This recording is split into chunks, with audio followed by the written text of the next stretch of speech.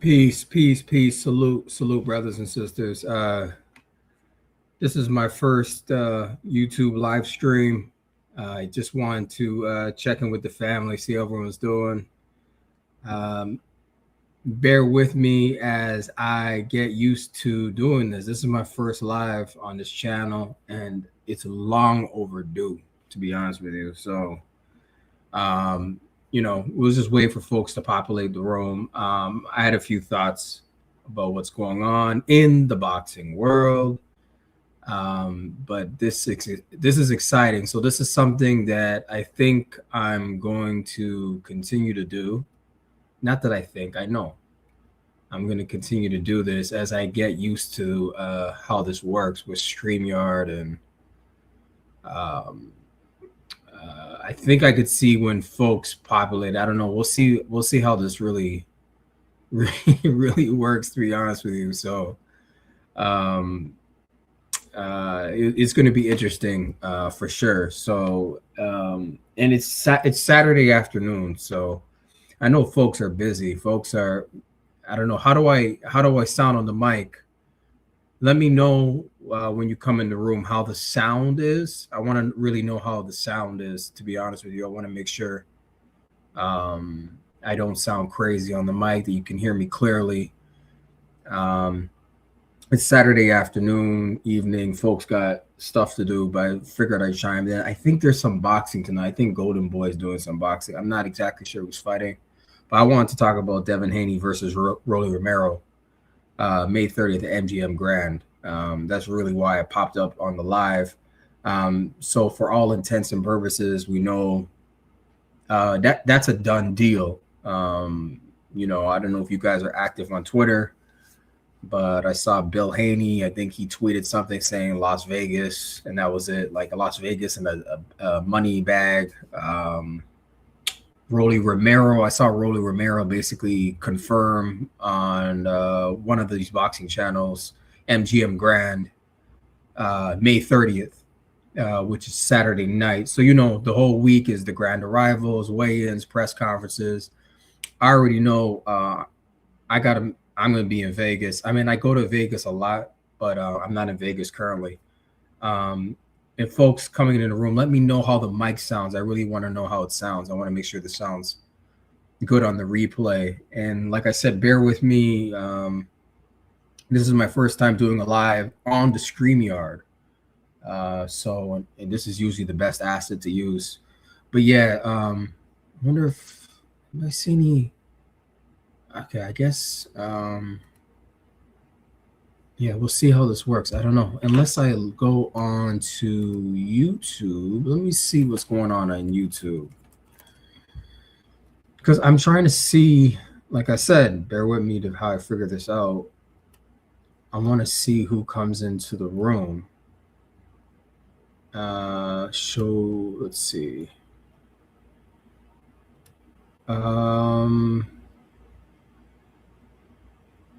Oh, I probably can't even see. I'm trying to see if I could see comments, but I might not be able to. Yikes. Let me see something here. Oh, okay.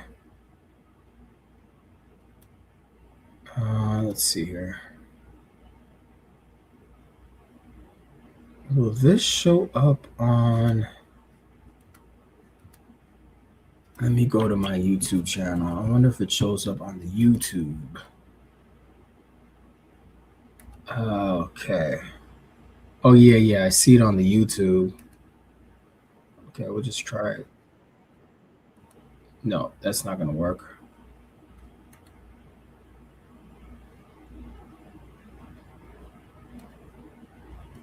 Let's see here. Okay, hopefully this works here. I'm hoping that I could see folks when they come in the room. But anyways, so we got Devin Haney. He's already training. We got Rolly Romero. It looks like he's doing a fat camp. I saw a picture of him. Rolly looks huge. So I don't know. In like the fight, okay, what is it, March 14th? I mean, this guy, what is it, March to April, April? Okay, well, there's over 2 months for these guys to get in shape. Devin Haney already stays in shape, but he's coming off of Ramadan, or he's still doing Ramadan. So that's going to be interesting. That dynamic. Um, you know, I mean, I think that's a good thing, anyways. I don't think that hurts him. I think Devin is always training, which I like, and he's always in that gym. He's always in that gym, and I know they're gonna go somewhere for this camp, and who knows? It might be Big Bear again. I know the way Devin trains. Devin's probably gonna be like going somewhere where his body can get the best work in. You know what I'm saying? So like Colorado again might be a good thing for him. For real. But we will see. Let me see what's going on here. I'm trying to see if I see anyone's comments. Y'all got to bear with me once again, because I want to make sure. I want to be able to see the folks that come into the room. That's my whole thing. And I'm not entirely sure. Let me see. Is this it here? In the corner of the screen. Okay. Let's close that. Okay.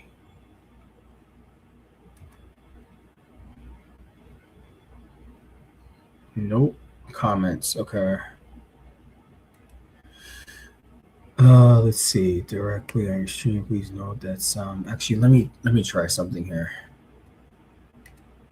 Testing. Peace.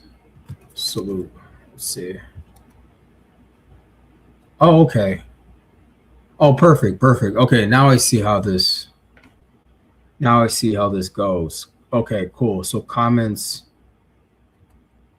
do show up when folks come in the room. So that's great. That's great. You know what? Let me end this stream, and I'll be right back.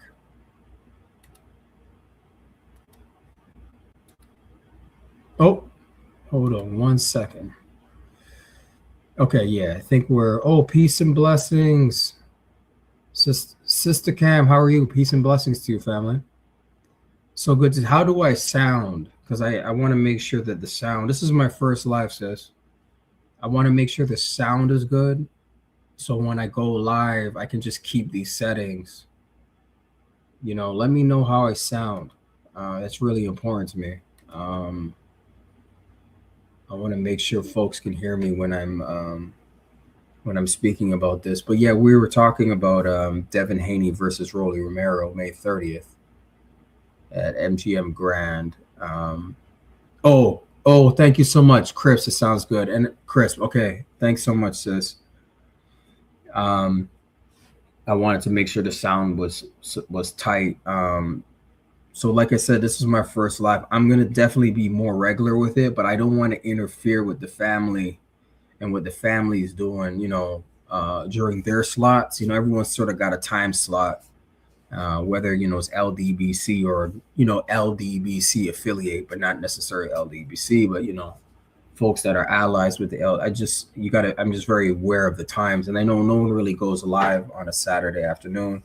I just finished my workout. So I'm like, let me just go live. I know there's boxing tonight. I don't really follow Golden Boy's roster like that. I think it's Golden Boy that's doing. I have no idea who's fighting tonight. Let me see. Hold on. Let's see, Golden Boy. There's not a lot of boxing going on. We got to wait all the way till May 30th. which is crazy. Like, when is the next big match? When is Wilder fighting? Hold on one second. Wilder and Chisora. When is that fight? Isn't that coming up? Oh, that's April. Wilder and Chisora is April 4th. Okay.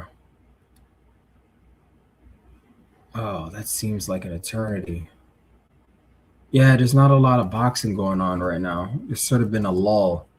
You know what I'm saying? Golden Boy fights tonight. Who is fighting tonight? I don't know.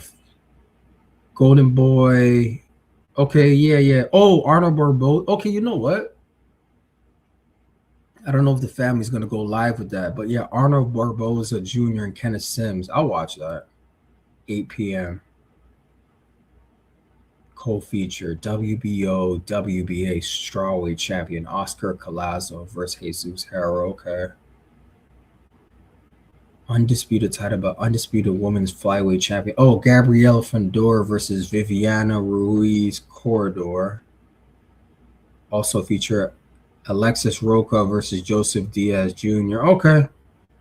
I guess we'll be watching some boxing tonight. Might as well. Yeah. Oh, what's up? What's up, family? What's up, Adam? Haney beats Romero easy. Absolutely. I agree. I agree with that. Also, we have Fondora and Thurman coming up. Fondora and Thurman. Okay. Oh, yeah. Let me see. Yeah, that was the redo because I honestly thought they were never going to. After the cancellation, I didn't think, okay, March 28th, sis. Thank you so much. Yeah, Adam. Alexis Roca versus Jojo Diaz. Yeah. Yep. Yep. That's tonight, right? That's yeah, March 28th, sis. But the Alexis Roca and Joe, is that tonight on the Golden Boy card? Roca and Diaz. And then yeah, so Fondora Thurman is the 28th, so we got a couple weeks for that. So that's cool. That's cool. Okay. I'm definitely okay, cool. Thanks, Adam. Yes. Yeah, so but the topic of this live, like I said, is well, I'm gonna be watching. Hopefully, I don't know who if the family's gonna go live and do play by play for tonight, but I'm gonna try to make my way to Vegas. Like I said, I'm in Vegas all the time. I'm not there right now. This is pretty much a done deal.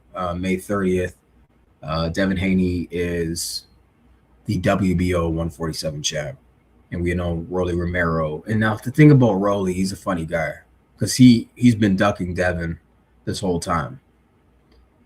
And I know Sister Cam, you follow me on Twitter. We follow each other, sorry, on Twitter. But I tweeted like Devin should punish this dude in negotiations because it's like all of a sudden he wants to fight Devin and he's sending Devin contracts and he's the B side. We know Rolly's the B side. But that's just hilarious. I haven't seen the flyer yet, but for all intents and purposes, I know this is a done deal, or I wouldn't even be talking about it, and I wouldn't even tweet it about it. So and you know how these things work. Like there'll probably be a presser in a week or two, and they're gonna get the show on the road. And obviously, the way Devin's in the gym already with Mickey Bay, he's obviously this is like pre-training camp before he goes into like real training camp, like deep in the camp, and the Twitter's off and all that.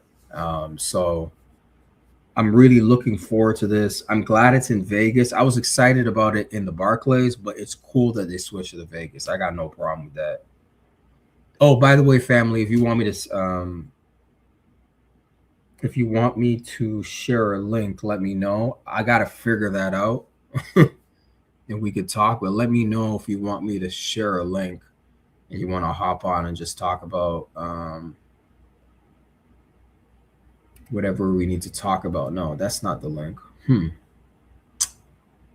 Where is the link? How do you when I say this is my first live, I promise you this is my first live, and the family knows like I just do pre-recorded videos. But like I said, I got time today. Oh, okay. Let me see here. I can invite. Oh, okay, yeah, perfect. Yeah, let me know if y'all want. Oh, sis, I'm. Oh, you're not gonna make it. You're not gonna make it. You're not gonna make it to Vegas. Oh, but you would have went to the fight if it was at the Barclays, though, or tried to, right? I know you would have tried to go there. Sis, I thought you were in New York. Yeah, you're closer to New York. Yeah, you're in New York, right? I used to live in New York, sis. But I don't. I'm still on the East Coast, but I moved out of New York a few years ago. I still have friends there. But I was excited about going up to the Barclays. I know some folks on Twitter were like, it should be. This is in Vegas. This should be in Vegas. My mom and I we're going to New York. Oh, you're a VA. My bad.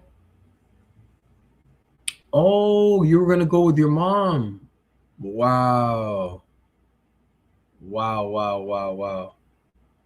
Wow. Yeah. Oh, you're a VA. I know some folks in VA. I don't know if you ever heard of Green Bay, but it's small. I've been to Green Bay, a little small little like saloon up there. It's real cool. I'm surprised Fundura. Adam says I'm surprised Fundura versus Thurman isn't getting more hype. That's a banger. I agree with you, bro. Um, remember it got canceled, and this is the PBC. So I know when it got canceled, I'm like, these guys aren't going to fight. They say they're going to fight. I'm surprised that they've circled back around to make this fight. I really am, but good for them. And you're right. I mean, it's Keith Thurman. Fundora is sort of a phenom. He's a young phenom now. This very tall. He's very interesting to look at in the sense that this very tall dude that squeezes down to what is it, 154? It's crazy. It's insane. And I don't even know if he's squeezing down to that weight or this guy is just naturally that way. But I can't imagine that's healthy for him to be that tall. You know, all the people that work out know about BMI, like body mass index. You got a person of a certain height has to be a certain way. So he's a fiend. Yeah, you're right, bro. But it's the PBC. The PBC, the money. So they probably don't have money to promote it. Yeah, I'm also surprised it will still happen, to be honest. Fundura needs to move up in my Yeah, he's sort of cheating. Because you already know he rehydrates by fight night. After the official weigh-in, he's already rehydrating way up there. So on fight night, he's way bigger than 154. Adam says, I think Fundura's starving himself. Yeah, he does look a little he does look a little malnourished, family. Like I said, is this considered weight bullying or weight cheating? My whole thing with weight bullying, you always hear this term. My whole thing with that term is, to me, a true weight bully is somebody that cheats the contracted weight. That's what I define it as. Like Ryan Garcia, when Ryan Garcia cheated the contracted weight against Devin Haney on purpose, that's weight bullying. That's my textbook, and then still going on with the fight with this added advantage. But I know some folks consider it like, weight bullying is you really should be fighting at this weight, but you fight down on a smaller weight and then blow up. But here's the thing: if you make a contracted weight, what's the issue? I'm just sort of playing a counterpoint to what y'all are saying. Like if Fundora squeezes down to 154, he's 154. That's the official weigh, and he didn't break any rules, But I understand that other definition of weight bullying. Like, yeah, but we know he's not a natural 154 pounder. This guy's probably really 180 minimum or bigger than that because he's a tall guy. So is he fighting at 154 and on fight night he's 180? Because that's scary. And it's not fit. That's a crazy weight advantage. See what I'm saying? In comparison to a guy that's more natural to 154. So I wonder if this, let me see if this fight, there's a belt on the line because Fundora is a champ. Isn't he a champ at 154? Let me see. Yeah, he's the Sebastian Fundora is the reigning. He's unified? No way. Sebastian Fundora is unified? He's a unified champ? No way. It says WBC and WBO junior middleweight. Are these regular titles or okay? Hold on 1 second. That's crazy. It's a title fight. Oh, okay.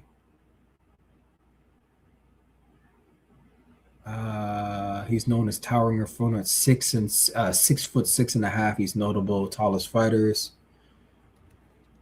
WBC. Yes, is the reigning WBC welterweight champion. Okay.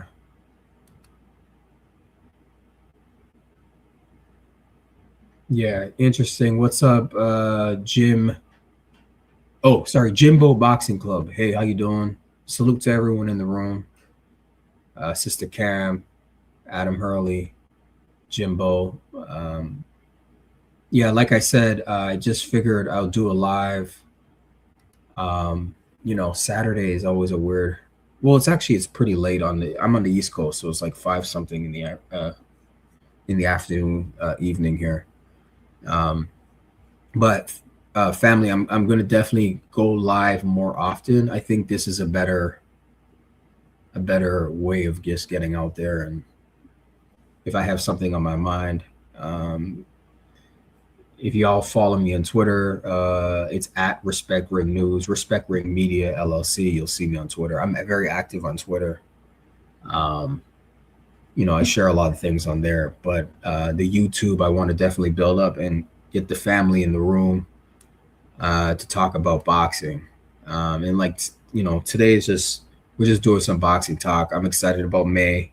I'm excited about the end of this month. So PBC, and then I'll watch the Golden Boy card tonight. Sure, why not? Yeah, sis. Yeah, sis. It's time. It's definitely time to be more active on the YouTube. So, and I gotta catch everybody's lives, including when you go live, sis. That's something we got to support each other. Thank you so much. Yeah, smash the like button, share the video. Thank you, Sister Cam. You are a godsend. Thank you so much. I love your spirit. I love your energy. And that's why I want to connect with the family more and really build up this YouTube channel. And like the pre-recorded stuff is cool. And you know what? I'll pop on camera. Like I have no problem popping up camera. I just do it when it's necessary. So, yeah, sis. So good to see you. I appreciate you. I really do. Yeah. So, are y'all watching the boxing tonight on Golden Boy? And let me know if you want me to drop the link if you want to hop on the panel. Like I said, I finished working out, so I'm like, I'm not going to be doing anything else but relaxing tonight and watching some boxing. Because I did like a 2-hour workout or over 2 hours, so I'm beat, and I gotta eat. I gotta eat some food. Well, I ate some, but I gotta eat more food after that workout. Oh, Adam, you're watching the prelims? Are they on YouTube? They're probably on YouTube. Yeah, I think I saw it pop up. See, this is why. What's up? Yo, brother, Freedom's March is in the house. Salute, bro. What's going on?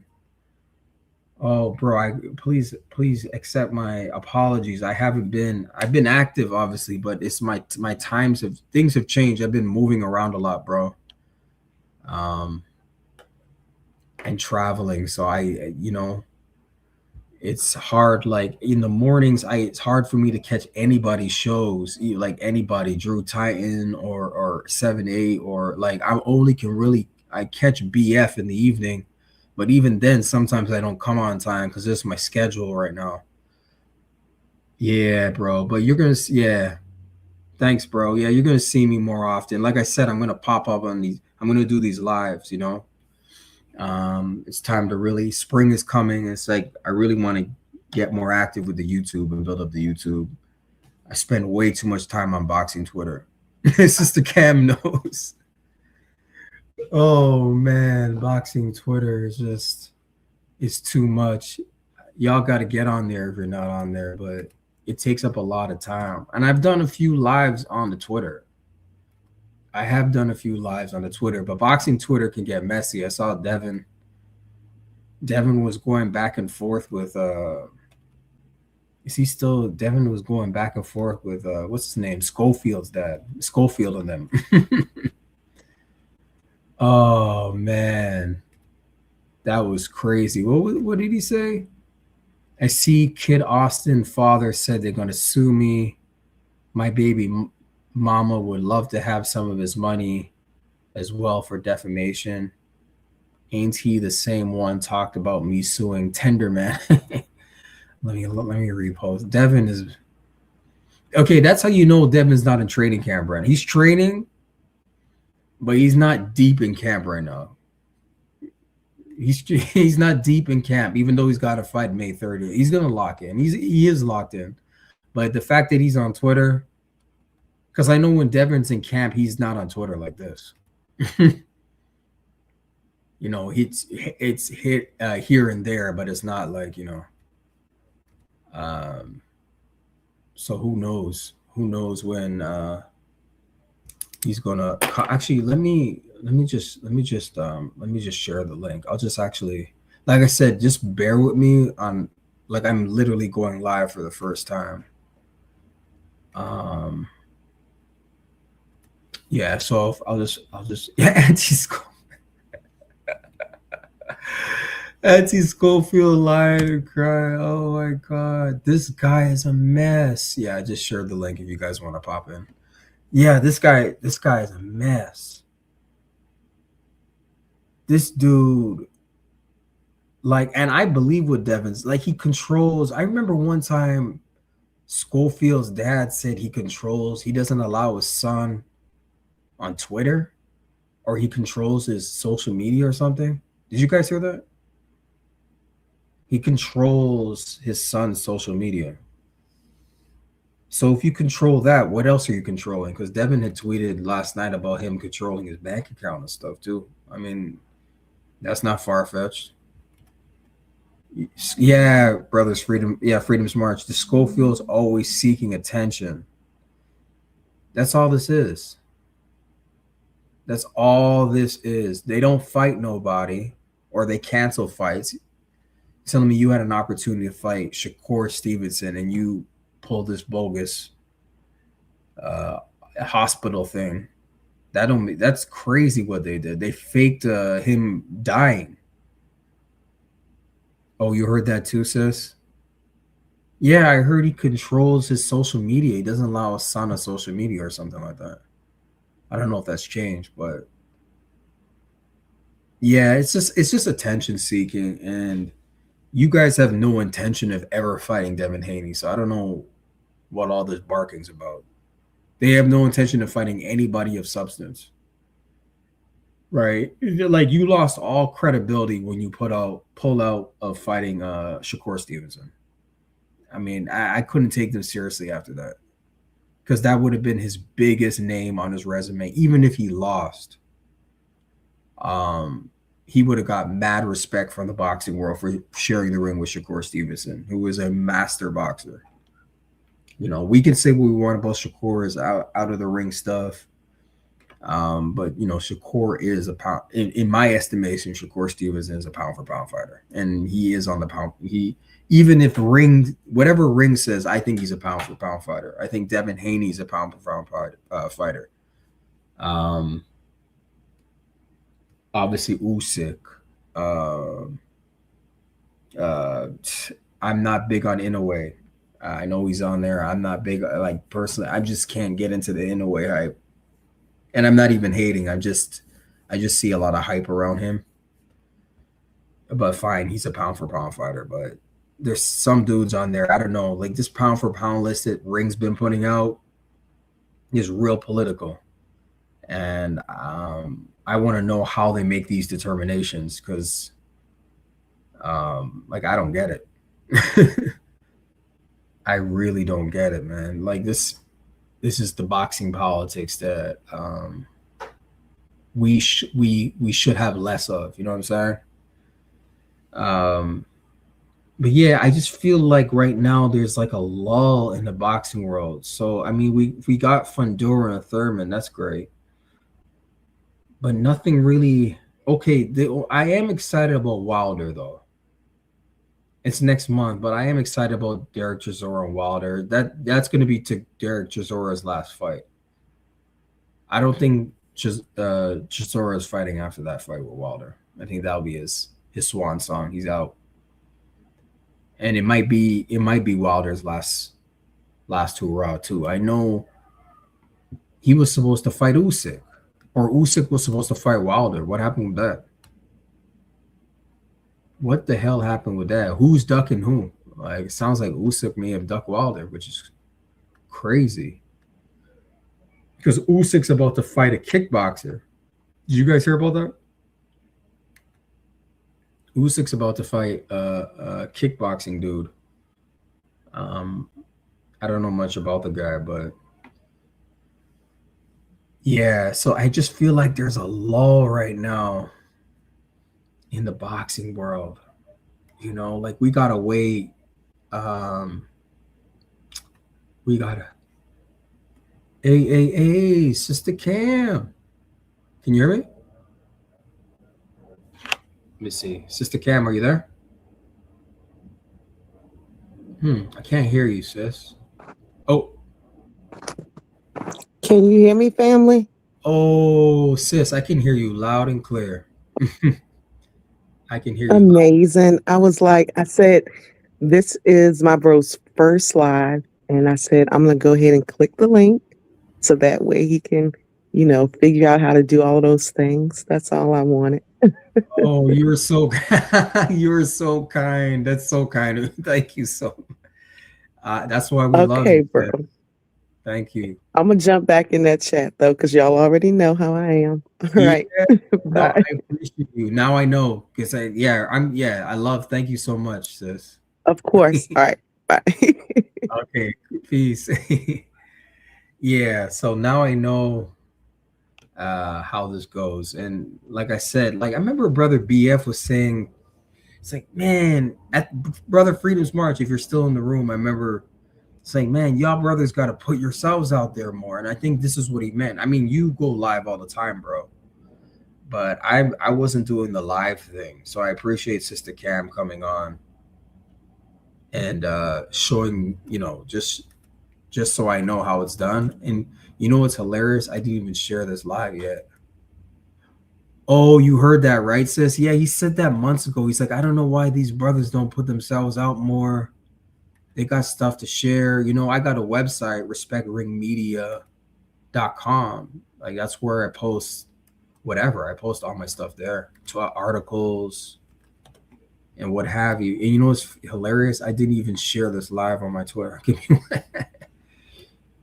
Yeah, self-promotion. Definitely got to work on that. Damn. Hold on one second. I want to share this on my. I got to share this on the Twitter because I actually have a following on Twitter. I'm like, okay, here we go. Let's post that. Okay. All right, perfect. Okay, it's posted on Twitter, so yeah, so we're good. Yeah, right. Yeah, I'm not great at self. Yeah, bro. Yeah, bro. I think that's what Brother BF was referring to. Oh, thanks so much, sis, for sharing it. Let me go to your let me read. Thank you so much for sharing on Twitter. I think that's what he was referring to. Like y'all gotta like just go like BF does like these 24/7 marathon lives, My whole thing is I never wanted to interfere with anybody's slot. You know what I mean? I had a conversation with Queen Sugar Free Mars once, and I told her, like, over the phone we talked, and I told her, like, we all know Sunday evening is your slot.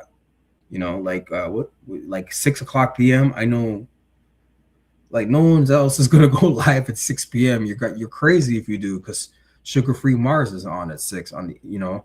And I have a mentor down here, and I was telling him, like, this sis puts on, like, to me it's like boxing sermons, like, you know, people go to church on a Sunday, like that's the way Sugar Free Mars's lectures, they feel like sermons or lectures on a Sunday, like going to church, but it's boxing church, you know.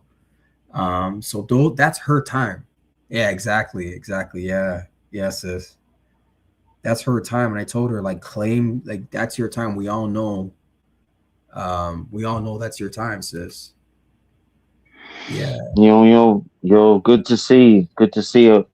I was listening to what you were saying about the church. That was important stuff. Like I'm not a religious man myself, but I was enjoying it. I was enjoying that. Oh, yeah, Mm, yeah. Do you know you know Sister Sugar mm. Free Mars? Sugar Free Mars, or do you listen to her? No, I just clicked on here because it was like a boxing channel. You said boxing, so Yeah. Yeah, yeah, um, yeah. Yeah, I cover boxing. My name's Steven. What's your name, bro? The man from yeah, Africa? but no. I'm an English guy. From the UK. I put my camera on, bro. Oh, okay, cool. What's up, bro? How you doing? Yeah, I'm good, man. I'm good. Yeah, I just thought it was important what you were saying about what you just saying. That was some good shit. So that's what I clicked on, bro. Something to bother you, bro. Okay, Probably the great. poor guy. Yeah. Yeah. Yeah. No, it's just like it. We're just a collective of boxing channels here across the Mm, ocean. So if mm, you ever tune in, there's, there's a lot of great boxing content creators on this side of the pond, um, that yeah. we're also Yeah. working with. So you're in the UK, you said? Yeah, man. I can click off now. Like, I don't want to stay like bother you or anything, but yeah, I just wanted to say, man. I'll click off, bro. It's okay. Click the link anytime. It's all good, bro. Okay, he clicked off. So, yeah. See, that's that's probably why I haven't. Yeah, you're gonna get folks coming in. Peace and blessings, Queen Shaquila Fields. How are you, Queen Mother? How are you doing? The family's coming in the room. Amazing. I wanna thank and appreciate everyone coming in the room. Um, and, like, clicking the link, Sister Cam, for clicking the link, just so I know how it goes. I'm gonna make this way more polished going forward for sure. But um, I just wanted to take this time. You know what? Maybe I'll just come on Saturdays. Yeah, around this time, because this is where, like, nothing's really going on. Like, no one really goes live. Tomorrow we know it's sugar free, and then Monday to Friday we know it's basically, like, Brother Freedom's March is in the morning. Sister Cam, you go live, but I do see your videos, like, when you scroll down the timeline, and then, like, so that's how I catch you. Um, and then we all know BF is like the evening till late. You know what I'm saying? So, oh, salute, bro, salute, brother Daryl Anderson's in the house. Salute, Stephen X. Salute to the rest of the kings and queens in the chat. Man, the family's coming through. I really love and appreciate this. And like I said, I mean, I'll cam up. I just wanted to get on the mic, and let me know how the mic sounds. This I got like a little professional mic, so want to make sure it sounds good. But what do y'all think? Let me just circle back to the topic at hand. Devin Haney versus Romero, May 30th at MGM Grand. I mean, it's pretty much, it's not official, but we all know it. Things have been signed already. Um, it's a done deal. I wouldn't have tweeted about it if I knew it wasn't official, but it's pretty much official. Thank you so much, sis. Always supported. Yes, thank you, sis. I always see you. You're so supportive to the family, and I love it. Like, we really gotta build this. And I think that's why I probably popped on the live. I'm like, I got a responsibility if I have a microphone to use it, you know? And I'm like, I finished my workout and I'm not doing anything else tonight because my body, I did like a over 2 hour workout, like 2.5 hours. And most of it was jump roping. To be, I skip a lot of rope, to be honest with you. Just to keep the cardio going. But for sure, I think I'm gonna make this like a weekly thing, pop up on a Saturday afternoon. I'll figure out like an exact time and make it more regular like that. You know, and I want to thank y'all for liking and sharing and subscribing and just supporting. You know, y'all know you always see me in BS chat. Like I always try to support what's going on in our little network. You know what I'm saying? Like this boxing family that we got of conscious boxing fans and boxing creators. I don't know if y'all know this, but I'm still waiting for Ryan Garcia's lawsuit. Ryan Garcia actually threatened to sue me on Twitter. So I'm like, I was telling someone the other day, I'm still waiting for that lawsuit, bro. Where's the lawsuit? Oh, I'm just bummed that the fight was moved from Brooklyn to Las Vegas. But other than that, let's go DHP. Yeah, bro. I'm on the East Coast, man. I'm in the South. I live in the South. I live in North Carolina. But I'm always in Vegas. I used to live in New York. Moved from New York a few years ago. A lot of New Yorkers moved down south. So I'm in the South now. But I was going to go up to the Barclays because I used to live in Brooklyn. I was going to go to that fight. But now I got a little, like I work for a music label here, and I'm also the president of a not-for-profit here. So we got to go to California in May anyways, a couple days before Devin fights. So we're going to go to the conference in Cali, and then we're probably going to fly into Vegas, drive up to Glendale, go to this conference Memorial Day weekend, then drive back to Vegas to the hotel, and then like it's grand arrivals, weigh-in, press conference. I'm going to try to get press credentials. Hopefully I get press credentials. If I don't, I'll have to buy tickets. There's no harm in trying to apply for press credentials, although they don't give those things out to anybody. But that sounds great.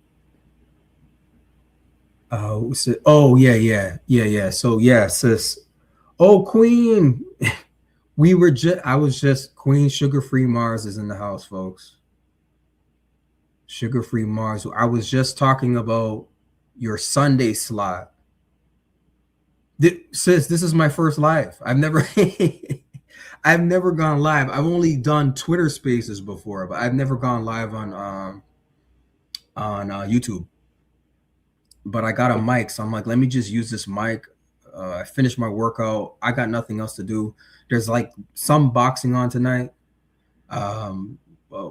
Golden Boy, what's his name? Honor Barbosa and Kenneth Sims are fighting tonight. I don't know if BF's calling it or who's calling the fights, if anything. I don't, but we were just talking about how there's a lull in the boxing world right now. And like, we're not hearing much about Fundura and Thurman, which is the end of the month.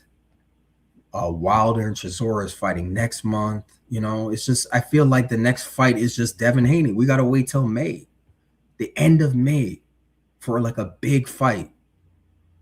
I'm excited about Wilder and Chisora though. I don't know if you guys are.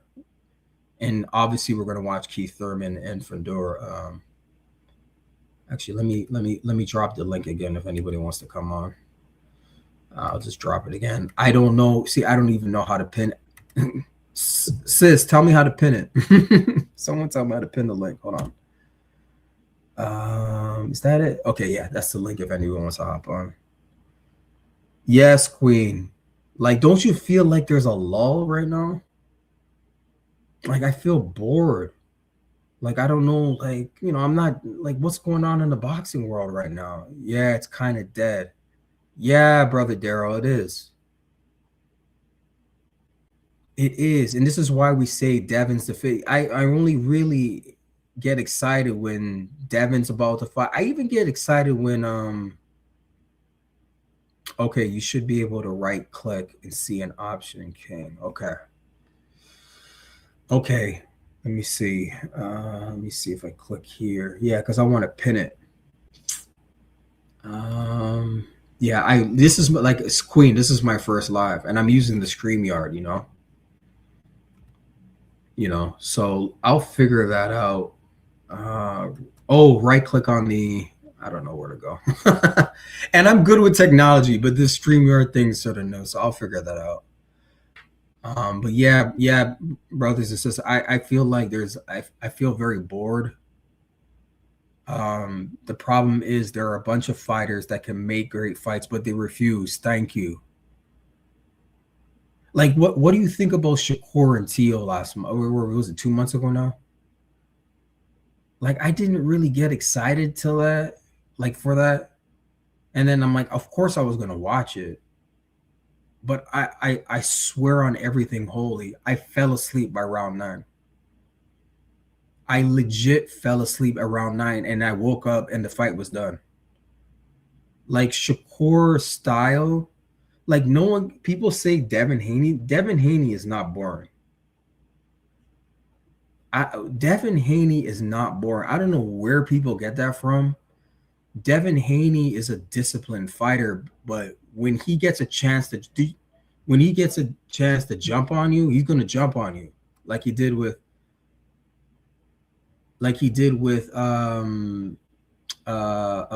Brian Norman Jr.'s Queen. What's up, King? Can you hear me? I can hear you. Wow. What's poppin', King? How you doing? I can't believe you've graced us with your presence. I'm doing well. How are you? Wow. I just happened to be strolling through these damn YouTube streets after I was doing some writing and some listening to music and stuff. And I'm like, let me see what's popping on YouTube. And here you go. What? Wow. Yeah, it's Queen. I'm like, let me just do something totally random.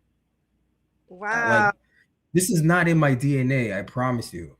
It should be. It should be. I think it's wonderful, that this is your first one and that you even motion to do it. I think you should be, get into it. Why not?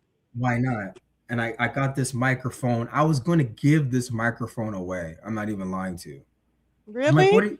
what are you doing, bro? Like, just use it. Yeah, exactly. I mean, this is what you do, you're more in the writing field, but Yeah. you have this channel for a reason, and it's to obviously get your word out there about whatever particular topics are of interest to you. Of course, boxing is definitely going to be one of your central themes. So I think it's wonderful, that you hold live discussions and just get acclimated to speaking about it and engaging, with the brothers and sisters. The good family is going to roll up on you. Um, and Mhm. sign up to join you in that cook for sure. And we need Wow. more cognizant voices. We need more clear thinking, upright brothers and sisters on the scene who do this boxing thing. And you're definitely immersed in it. It goes without saying. This is what you do. It's part of what you do. So yeah, absolutely tap into that. Man, Queen, I really appreciate that. Yeah, it's you're right. There's no excuses really.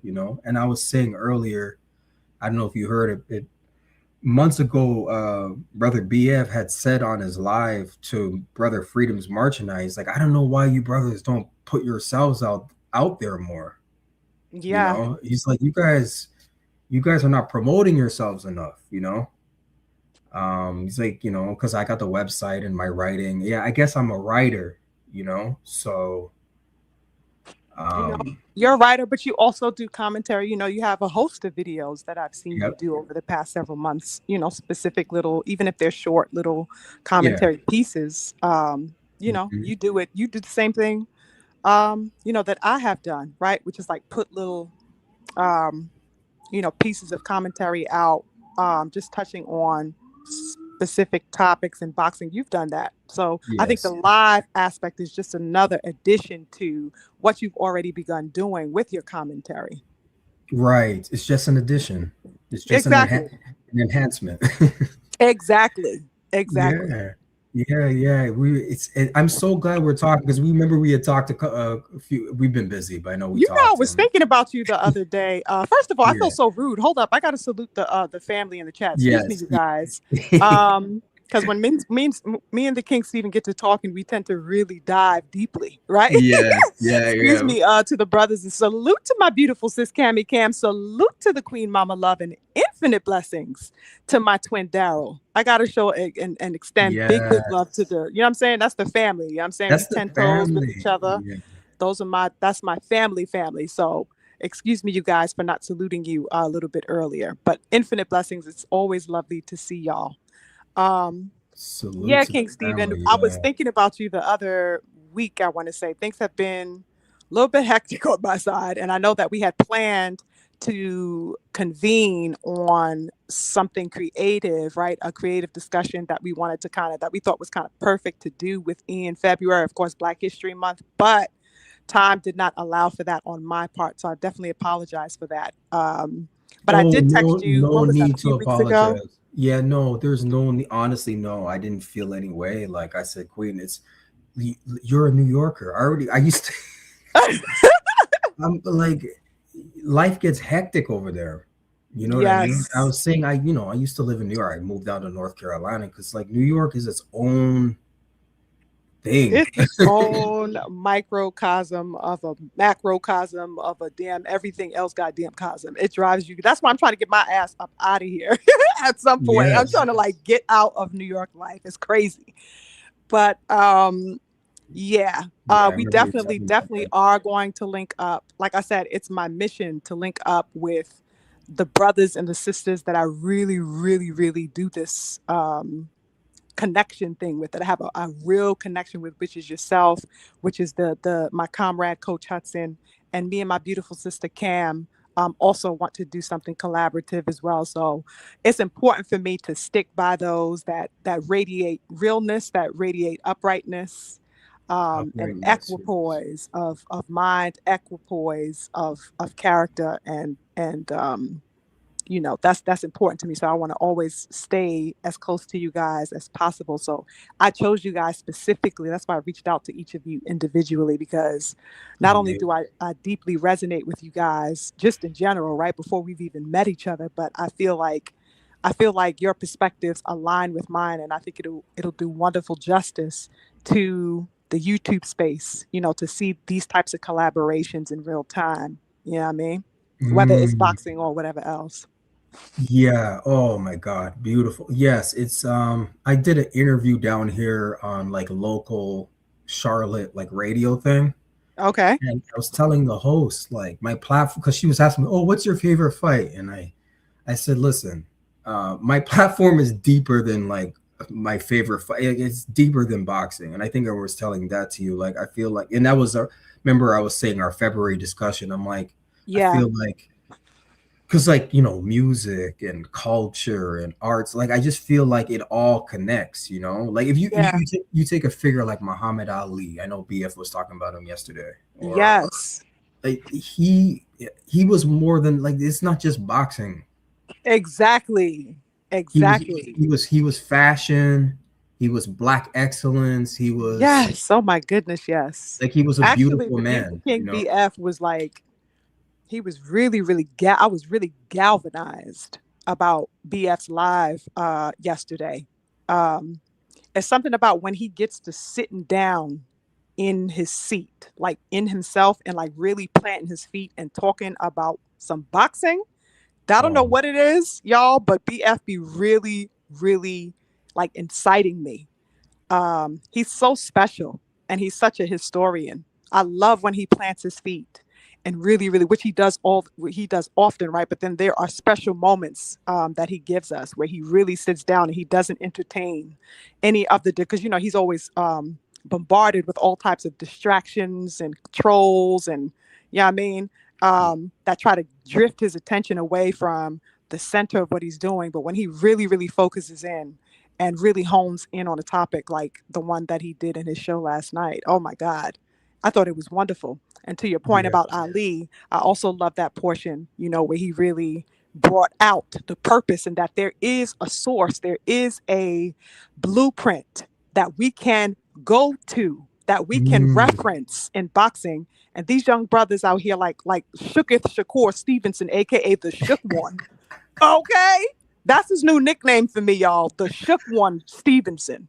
Shooketh, as I call him. He's not tapping into that greatness, even though the blueprint is there. These young brothers are running away from it. They are rescinding. They are retracting and recoiling away from legacy. And it's something that I was gonna that I have been so earlier. I was working on the premise of the show I'm gonna do tomorrow, and that is a part of what I feel like I need to centralize. And it's a common theme as far as my lives and what I like to talk about, because I'm 10 toes in the warriorship all day. I don't play with that. And so seeing these young brothers tiptoe and skirt around legacy. Did you guys hear Shakur Stevenson say that not only did, because we already know the debacle, right, of him positing that he wants to only face the young king if there's a rehydration clause involved. You guys, do you know that he one-upped the BS. He one-upped the folly by saying in an interview recently on Shannon Sharp, Sharp's podcast, I believe it's called Nightcap or something like that. Yeah. He said that he would fight young king for without the belt, without the strap on the line. Do you hear this? What? Man, you guys. I honestly, you're now catching me. I mean, I see tidbits. I sort of get turned off with Shakur and his out of the ring things he says. So I wasn't following it too tough, Yes. He said that, King. He said it, King. He said, yeah, well, we can do that at catchweight. And Shannon Sharp is like, but there's not, even Shannon Sharp, who's a whole goddamn casuals, you guys. Casual. Even he was like, wait, you fight, what's his name with no strap? And of course, the Shook One is like, oh, I fight him. We're the big names, but we're the big names. We don't have to do it for no strap. I was absolutely appalled. I'm offended just hearing this. Yes, offended is the perfect word. It's actually a mockery. Yes, it's a mockery of this, and Shakur's always smiling and skinning and grinning. And yes, that's exactly what he was doing as well. Oh that's God. Exactly what he was doing the entire time, grinning. He doesn't take anything seriously. Yep. Like, I understand smiling and all these things, but why you're always laughing and like what's so like what? Like, I don't get it. No, it to me, it's like some type of defense mechanism. He doesn't want to grow up. So like the skinning and the grinning is sort of like childish almost. That's definitely a possibility, because the mindset is definitely immature. That's for sure. It's immature, and it's these guys, Keyshawn and these guys, I don't know what's going on. There's a lack of manhood. Yes. There's a lack of manhood. Yes. And I know it comes off funny. I call these dudes sassy. You know what I'm saying? But that's I just don't know how else to put it. You know what I'm saying? The sassy thing kind of caught wind, right? After, I had been saying that for a while. But this is what it is, the sassy time. People are these dudes are on sassy time. It's chatty patty energy, and all these dudes, they are absolutely complacent in talking.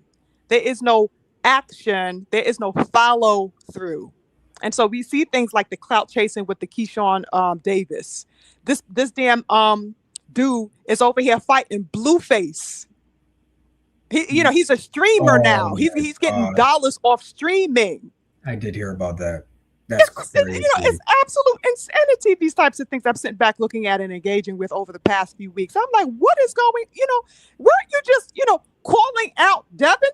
He still didn't take his ass up to 147.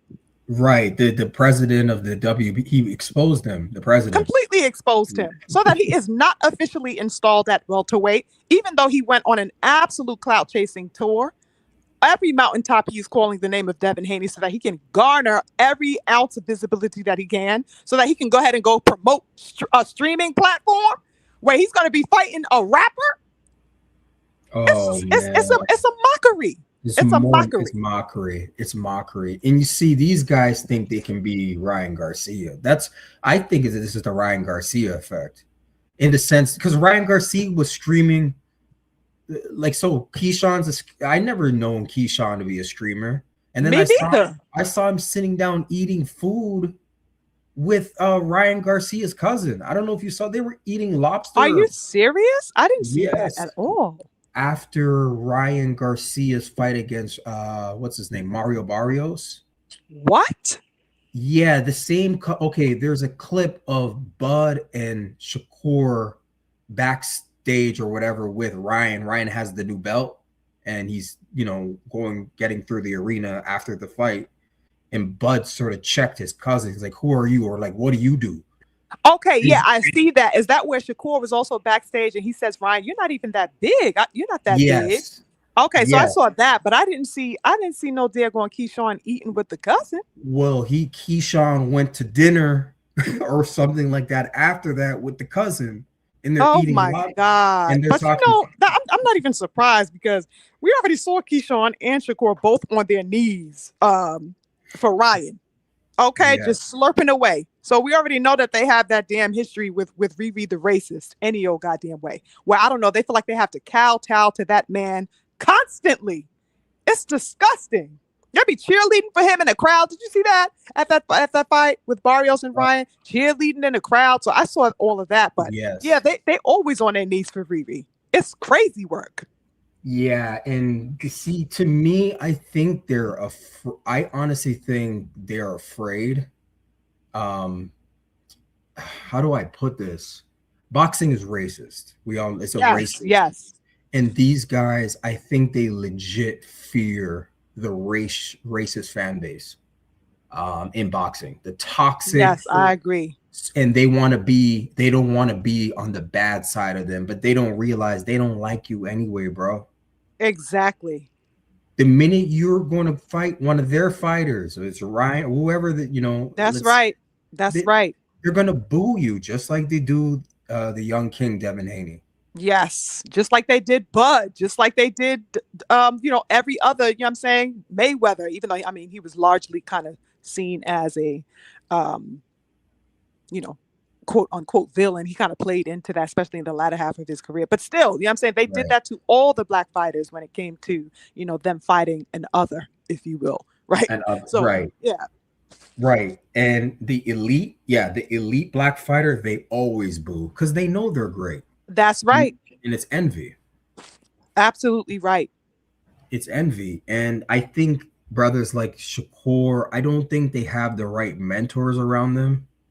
Like even Bud may be a great boxing mentor, but Bud doesn't have the social consciousness to guide that man is so far removed. And this is why we get into this is why we tend to get into things that stretch beyond just the ring, right? And so I feel like for me, for example, and definitely you tell me, this is what I believe you to be, but you, of course, correct me. Mm-hmm. As far as my work is concerned, and I think you mirror that, of course, in what you do. But as far as my aim in boxing talk is like, I always have an aspect that touches beyond the ring, that touches beyond a boxing gym. And I always tend to pull in and shine a light on the social dynamics. And I really try to cast a light on the dynamics of culture as it pertains to the sport that we are talking about, because everything is politicized. I always say that there is not anything on earth that isn't political.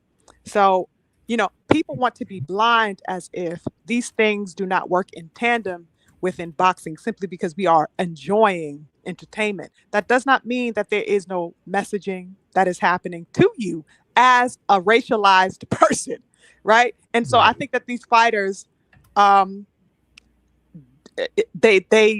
this is where it is beyond boxing, because they themselves as men have not um, educated themselves. If I could speak plainly, they have not educated themselves beyond um, the social standards, right? Which is like, oh, okay, well, I'm a black man, and I know that there may be a level of marginalization I may face to one degree or another, Mhm. or to one degree or facet or another, but um, Martin Luther King, had the "I Have a Dream" speech, and segregation ended all racism in the country, and Obama was president. Like that's the extent of you really like that's the Yeah. extent of the education that these people seem to. And it's not even. Of course, this is like a widespread thing, just culturally, as far as Black people are concerned.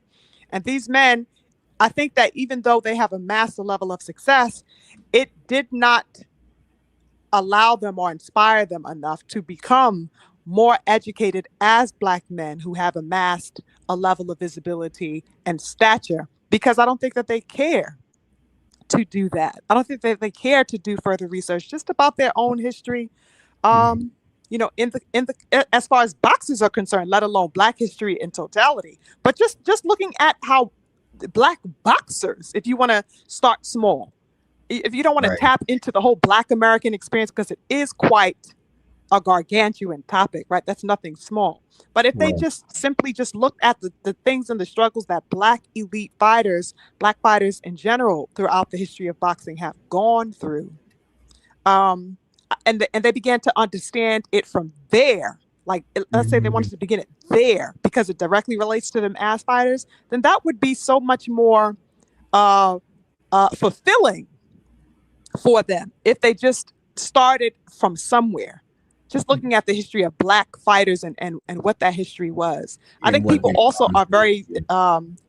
topical when they look at Ali and they say, "Wow, yeah, he was the greatest. He had a level of popularity. He was very Black power. He was very adamant. Some people call him militant. Some people call him all types of things. But they knew that he had justice that he was fighting for in addition to boxing. So they kind of just keep it there. But I don't think they really, really want to look at the sub layers and the subcontext and the nuances of what that meant and why he was so staunch, why he was standing so vehemently alongside the Nation of Islam, why these social dynamics were imperative for him to speak on as he was fighting. It wasn't just championship, it wasn't just anything. He was championing Black masculinity, not just boxing. Yes. He was championing Black masculinity. He was championing Black uprightness, Black freedom, Black intelligence, Black expression. Um, and Mhm. so these people just don't seem to. I mean, outside of Deontay Wilder, who has, Right. probably been at the forefront and the most vocal about these types of issues, say for him, there really isn't that many people willing. Of course, and I would say Bill Haney is another one, even though he doesn't really wear it on his shoulders to that degree. He is very much, he comes from that history, first of all, and he is Yes. also unapologetic in what he does as a Black man who has a Black son that he has brought to a level of greatness, and who he continues to traverse greatness beside. Yeah. So we have expressions of that, but I just don't think like these fighters take it seriously in the way that say that a Bill Haney or a Deontay Wilder would have, or I would say even a Earl Spence, even though he's much more soft spoken. He's very, very much about his people, right? We see the content that he posts on his social media. He posts things like Malcolm X. He posts quotes from Marcus Garvey, so that he is, you know what I'm saying, he's quiet about it, but he also is unapologetic. So Yeah. Arrow. I think Arrow. Bud I. and Yeah. Shakur, they just don't like people like that. Keyshawn, that whole crew, That. they seem absolutely ignorant of anything cultural, and they want to jettison. I would even say that they want to jettison that, like completely remove themselves from that topic and conversation, like you, for the reason that you said, which is to maybe gain a level of acceptance, gain the level of a visibility that they think that they will have from outsiders, which, as you already pointed out, is all false. It's not anything real. It's false acceptance. They'll get the keys, they'll get the likes and the clicks and the whatever on them, only to 5 minutes later be booed by the damn Mexican crowd, just like you said. Like they Yeah. don't get it. Yeah, I think there's a thing where they were happy to get out of the circumstances they were in. I'm talking like, poverty, right? Or Yes, yeah, for sure. and because remember these guys, okay, you've been training since you were young. I don't know if y'all even finish, like, I'm not trying to be rude, but I don't know if a lot of Mm-hmm. boxers even finish high school, right? Yeah, Once you turn pro at 17, like, so it is your fighter. Cool. yeah, But if you don't have, and then you've come out of these circumstances and you got to the Olympics or whatever, and now you get money, child. and you don't have anybody around you, like Yes. everyone's happy that of course they're happy you're getting money. Of course, the people that are around you. Okay. This is what happens to like black professional athletes in general. Like not Yes. just boxers, they get this success young. I was talking to a friend the other day. I'm like, I don't want to age myself, but I'm definitely older than these guys. You know what I mean? So I'm I like, am too. right. But I'm like, I'm glad I didn't get all this money and success in my 20s. I'm like, Yes. I would have blew it. For real, for real. I would have blew all that money and made very stupid moves like we see some of these guys doing. And Yeah. and like I said, Bud Crawford is a great mentor in the ring for them, the active squad, Yeah. but not outside the ring. Not in terms of, I don't see any consciousness or At all. very little of it. I don't know if there is any there. Okay, they have sister the quote. She's conscious. Right. But I don't know. Well, you know what she makes. I mean, do they listen to her? Because I would say she's conscious. Like she speaks up about issues. Yeah. I would say she's definitely further along Than them. Yeah, than everybody else in the crew, because we already know that Andre Ward ain't about that life. Okay. Neither is Shakur and none of those other dudes. So yeah, she would be the conscious one out of all of them. right. Because they're all a little clique, right? All Yeah, yeah. I guess she's active squad too. I'm not sure officially. Right. I don't know. Yeah. I mean, she's so closely tied with him. I never like attributed the term active squad to her, but I guess we could technically say she is because that's her crew. Yeah. That's her crew. Yeah, yeah. And it's interesting to see the dynamics in our community and in the boxing world. I had shared this on a video I did a long time ago, how I was at a fight party down here and at my mentor's house, and his family came over, and there were a bunch of Tank fans. And this is when Tank was fighting, what's his name? Frank Martin. Okay. And they brought up, this is why I always tell people, the Tank, his nephew, the guy, my mentor's nephew, he said something about Devin. And I'm like, and I said, so I'm like, you're not acknowledging the fact that Ryan Garcia was on drugs? And he was like, I'm like, I said, like, I don't, man, like, so like you're cool with a guy pumping his body up with drugs and hitting another fighter and how dangerous the sport is? And he was just silent, and the whole room was silent. And I realized at that moment that my consciousness was too much for that room. Yes, that's crazy. They were looking at me like I felt really weird and awkward at that moment because I'm like, I went too deep. Because these are Tank fans, and they don't. Lord have mercy. And they did not like Devin. And when Tank knocked out Frank Martin, I wasn't impressed, and they all looked at me. They gave me like a mean mug. Wow. I said, nope, Devin and Tank need to fight. And he's like, oh no, he doesn't need to fight, man. He's gonna lose anyways. So these Tank fans, I'm sort of rambling, but these Tank fans I've met in real life. Wow. You see them online, they do the same thing in person. Nah, he doesn't need to. He's gonna beat him anyways. He does that whole thing. What? Yes, and I promise you, they don't care about the drug cheating. That's why I tweeted one time. I'm like, Tank fans are the ops to me. There's no difference between a racist Ryan Garcia fan and a Tank fan. I don't see the difference. I feel you on that. I don't care if they're black. I don't care if they're black. Facts. their lack of consciousness makes them dangerous to me. Yes. You're a danger to me because you're okay with a racist and I always say this. Ryan Garcia cheated Devin Haney precisely because he's a racist. That's why he did it. That's why he was so bold with it, because he knew he calculated correctly that he can get away with it. He calculated it correctly. He knew enough about black people and our lack of unity that they were going to ride with him when he beat Devin. So he's like, I'm going to pump myself up with drugs. I don't care. Facts. So, and it has he's been, getting accepted ever since. It's the highest stature he's ever amassed for himself has been off of the back of compromising the young king. Compromising. And what happened that night, this is why we stay on their necks, because I think it was evil. Yes, it was. Racism is evil. You know what I'm saying? It is evil. It is the evil of the world.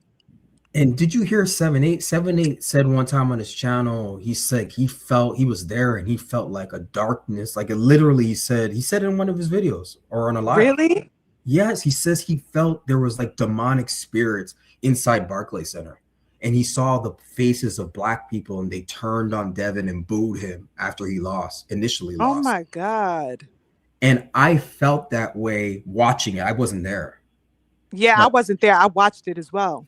But I was telling, remember we were on the phone, I was like, I'm intuitive. Yes. And I get that from my mother. And, and I said, I thought it was feminine. And you corrected me on that. Yes, I did. I remember. Yeah. But I felt it from that screen. That's why I just shut my laptop immediately after that, because I felt this. Wow. Yeah. Because I feel like I feel what goes on in the universe. You know what I mean? I'm in tune with. Yep. I feel it. Yep. And yeah, the compromise is perfect. That's why they have the photos. They still post the photos in the memes. Exactly. So I'm like, you have this saved on your phone? This is weird. It's weird. It is weird. It was the fact, and I think I had done some lives that was off the back of that fight, and since then, where I make it, my business to call out that there was a fetishizing of his being compromised. They fetishized over the image of this beautiful elite black man being compromised. There was a fetish that they wanted to satiate their palates to seeing a black man compromised, and there's nobody more of, as far as his contemporary is concerned, more elite than the young king. Young king is the most accomplished elite fighter of all of the contemporaries. Right? That includes Boots, that includes Shakur, that includes Tank. I mean, he's the most accomplished of all of his contemporaries. And so seeing him, quote unquote, defeated or put in a position of seemingly being defeated, satiated an overall need, to see black masculinity brought to heel. Oh my goodness. Yeah. This is 100%. These are facts. These are actual facts. Yes. And they still want to see it, so that even though the issue was corrected by justice being, I guess, to whatever degree, it wasn't the justice that I would have given. I would have been way more punitive in my response. But right. Justice wasn't ruled a not right. Win. Yeah, it should have been a DQ win.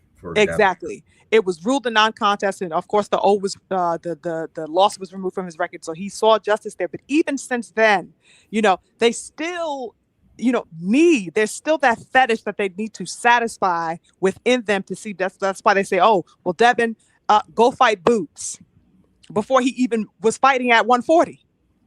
Right. That's why they say, oh, Devin can't beat such and such. There's still a need to put him in his place. Yes. Yeah.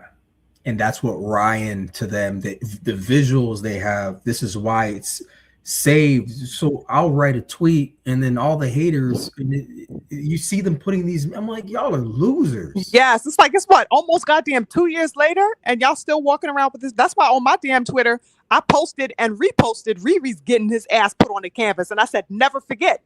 And that went viral twice. Damn. Yeah, My I saw post. that. It went Yes. viral twice. Yes. He was on his knees against Tank and he got put on his ass by Rolly. Exactly, by And Rolly he got Ritardo. and who was the other boxer earlier in his career? He always Yes, I gets want to say knocked that down was in what was that white boy's name? That white boy caught him with the with the thing. He wound up stopping that boy, but that boy put him yeah. down. I want to say the second round. Second round, he always gets dropped in the second round. Yeah, what is it about that second round? Right? And then this last fight, I knew he was on juice. I saw him on my, and then once he knocked down Barra, I'm like, oh yeah, he's juiced up. In the first round, you get a knockdown. I'm like, you're juiced up. Yeah, yeah, I definitely know he was on that juice. I definitely Had know to he be. was on that juice. And And I don't he, know if you saw, speaking of juice, Mhm. when you said that, it just sparked my memory.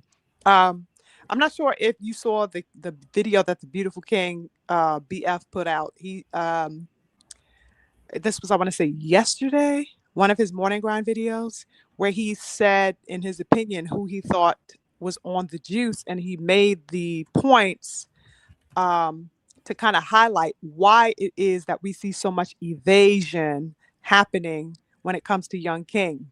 And he says, okay, so that he broke it down. Well, it can't be the money because we have Turkey on deck ready to finance, all the fights that, he finds to be of interest. We already know that Turkey has the Young King's hit list. So he's fully aware of all of the people that, he's gunning for. So it can't be about money when you got Turkey on deck. It also cannot be about location, right? Because the Young King is ready to fight anywhere. He and Bill already told y'all that the earth is their turf. Is their turf. So it can't be about location. Okay. Right. And he also brought up one point. It was 3 points. I forgot what the third one is at the moment. Maybe it'll come to me in a second. But that there is no obstruction, in other words, as far as, making the fights happen with Devin Haney. So the Beautiful King question, he's like, well, what could the problem really be when it comes to DHP? And he inserted the idea that it must be. If it's not because of the most important thing that people say, which is money, if it's not location or any other, impediment, it has to be the fact that the Beautiful King, that the Young King insists upon drug testing. And all of the fighters know that as soon as they sign the contract to fight the Young King, they will have to undergo immediate VADA testing. Immediate. So the Beautiful King BF was positing that it has to be that is causing all of the evasion and ducking of Devin Haney's, because people know that they have to sign up for immediate VADA testing. Wow, I did not see this video. Yes, go check it out. He really went down the list. He went down the entire hit list of the Young King. It makes so much sense though, because yes, A side, B side doesn't exist anymore. Yes, it's Turkey. Yes, we know the hit list. It's been publicized for months now. Yes. Location. How could location be? It doesn't matter. Like that's right. Fighters are fighting in the desert. They're fighting. The Young King don't give a damn. He already told you, as long as it's on this planet, I will meet you there to fight you. So it can't have nothing to do with, we can go here, or you say you can't go here. Young King don't give a damn about where you want to fight. He just wants to get it popping. Wow, what a great. So what else could it be? That's the point. That's the point. Damn, I never even thought about that. Like, that's what I said. I said the same thing. I said, you know what? I have been, all of us, the good family, have been complaining about. Shout out to the King DP. I see you in the chat. Infinite blessings to the King DP. The family's coming through. The family, yes, exactly. This is amazing. Yeah, I was like, I was absolutely blown away when he brought that up, because I'm like, yo, I didn't even think about that, because all of the good family have been sitting up here just scratching our heads and complaining and beating the floor. Like, what is going on? Y'all ducking. Never did it come to mind. And you know what? He even brought up the example in BF's video. He brought up the example of, even Brian Norman possibly having had that be an issue for him, as far as like him being PEDs, because he said, well, why would he have made the commotion that he and Norman Sr. made when it was time You remember that? Like that was back in Yeah. August. I want to say July, last August, last July, where they were complaining about Oh the drug God. testing. That you know what I'm Yes. saying. Even though they ultimately, I think 2 weeks later they agreed to it. But the fact that they even uh, protested the way that they did when they initially uh, had the word that yo, you got to sign up for testing now. When they were stipulating, you got to do this testing now. Yeah, and they were that whole thing. Oh, I'm going on vacation. You're right, the vacation. That was crazy. Yeah, I remember that. Hmm. Yeah, and I remember putting out a video saying that I didn't say he was a drug cheat. I said, but Brian Norman is acting like one. Exactly. And they got mad at us, the cognizant boxing fans who are sitting down saying, well, why are you causing a fuss? If there's no big deal, why wouldn't you, vacation or not? There's no place on the earth that VADA can't come to, see you and test you. Right, So, and it but was why free. would you complain? Especially because DHP was paying for it. They didn't have to come out of pocket for that additional testing. DHP Right, offered to pay for the additional 8 weeks so that it would be a total of 16 weeks instead of the 8 weeks that Turkey was paying for. right, exactly. That they wanted the standard. What was it? 2 months? I think Yeah, yeah, the Devin two was months, and the insisting. DHP said no. You No. got the 8 months that's going to be covered by Turkey, but I will pay for an additional 8 weeks because I don't trust niggas. You know what I mean? Listen, I don't. When you like Rolly right now, because the fight's happening, Rolly better be on some testing right now. I'll tell you that much because Exactly. we can't. Yeah. It's we make jokes about Rolly, but Hmm. everybody who fights Devin Haney, we're not playing games with you. You know what I'm saying? Like, Absolutely right. we gotta, and we gotta get this message. Well, Devin and his team know, but they take everybody seriously. I don't care if you're gonna watch Rolly. You gotta train like you're gonna, and we don't need to tell this to Devin. I'm just saying you gotta Yes, watch him the way you would watch Ryan Garcia if you ever rematch him. Because if Ryan Garcia is willing to cheat, other people are willing to cheat to beat Devin Haney. Because absolutely. like he set the example of doing it and getting away with it.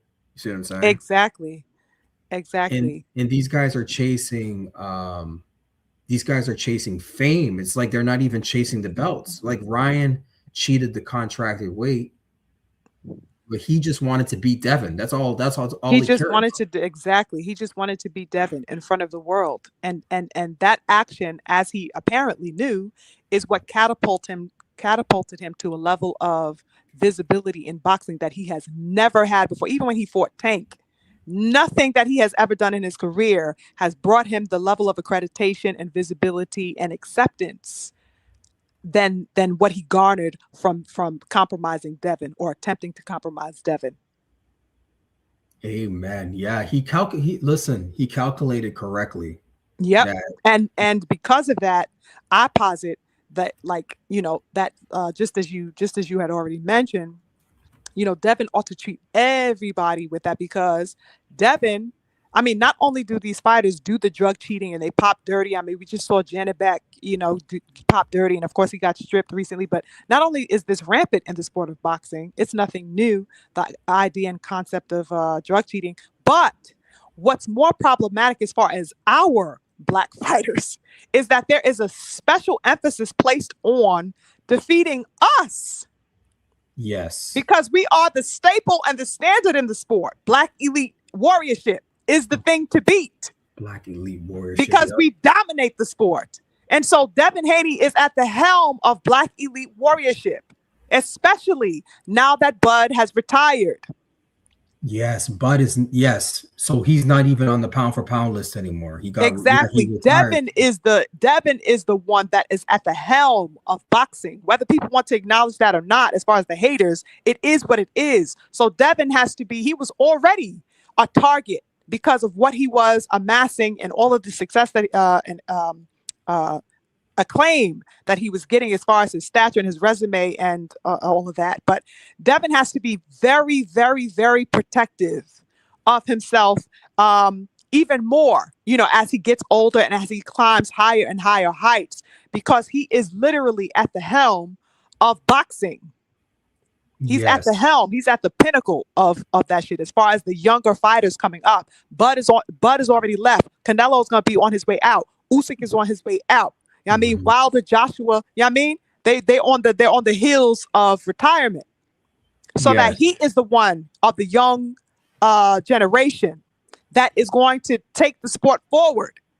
2 years from now, it's going to be Devin. That's why I call him Young King. You know what I mean? I don't use that term lightly for him because he is that. He's the one that's he's the future. He's the present and the future.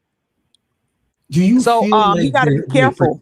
do you feel like there's a pretending that he isn't that dude, or like Absolutely. yeah, Absolutely.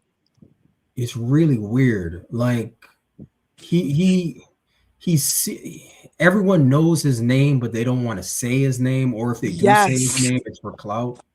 Yes. It's really weird. Yes. And they say he doesn't sell. Excuse me.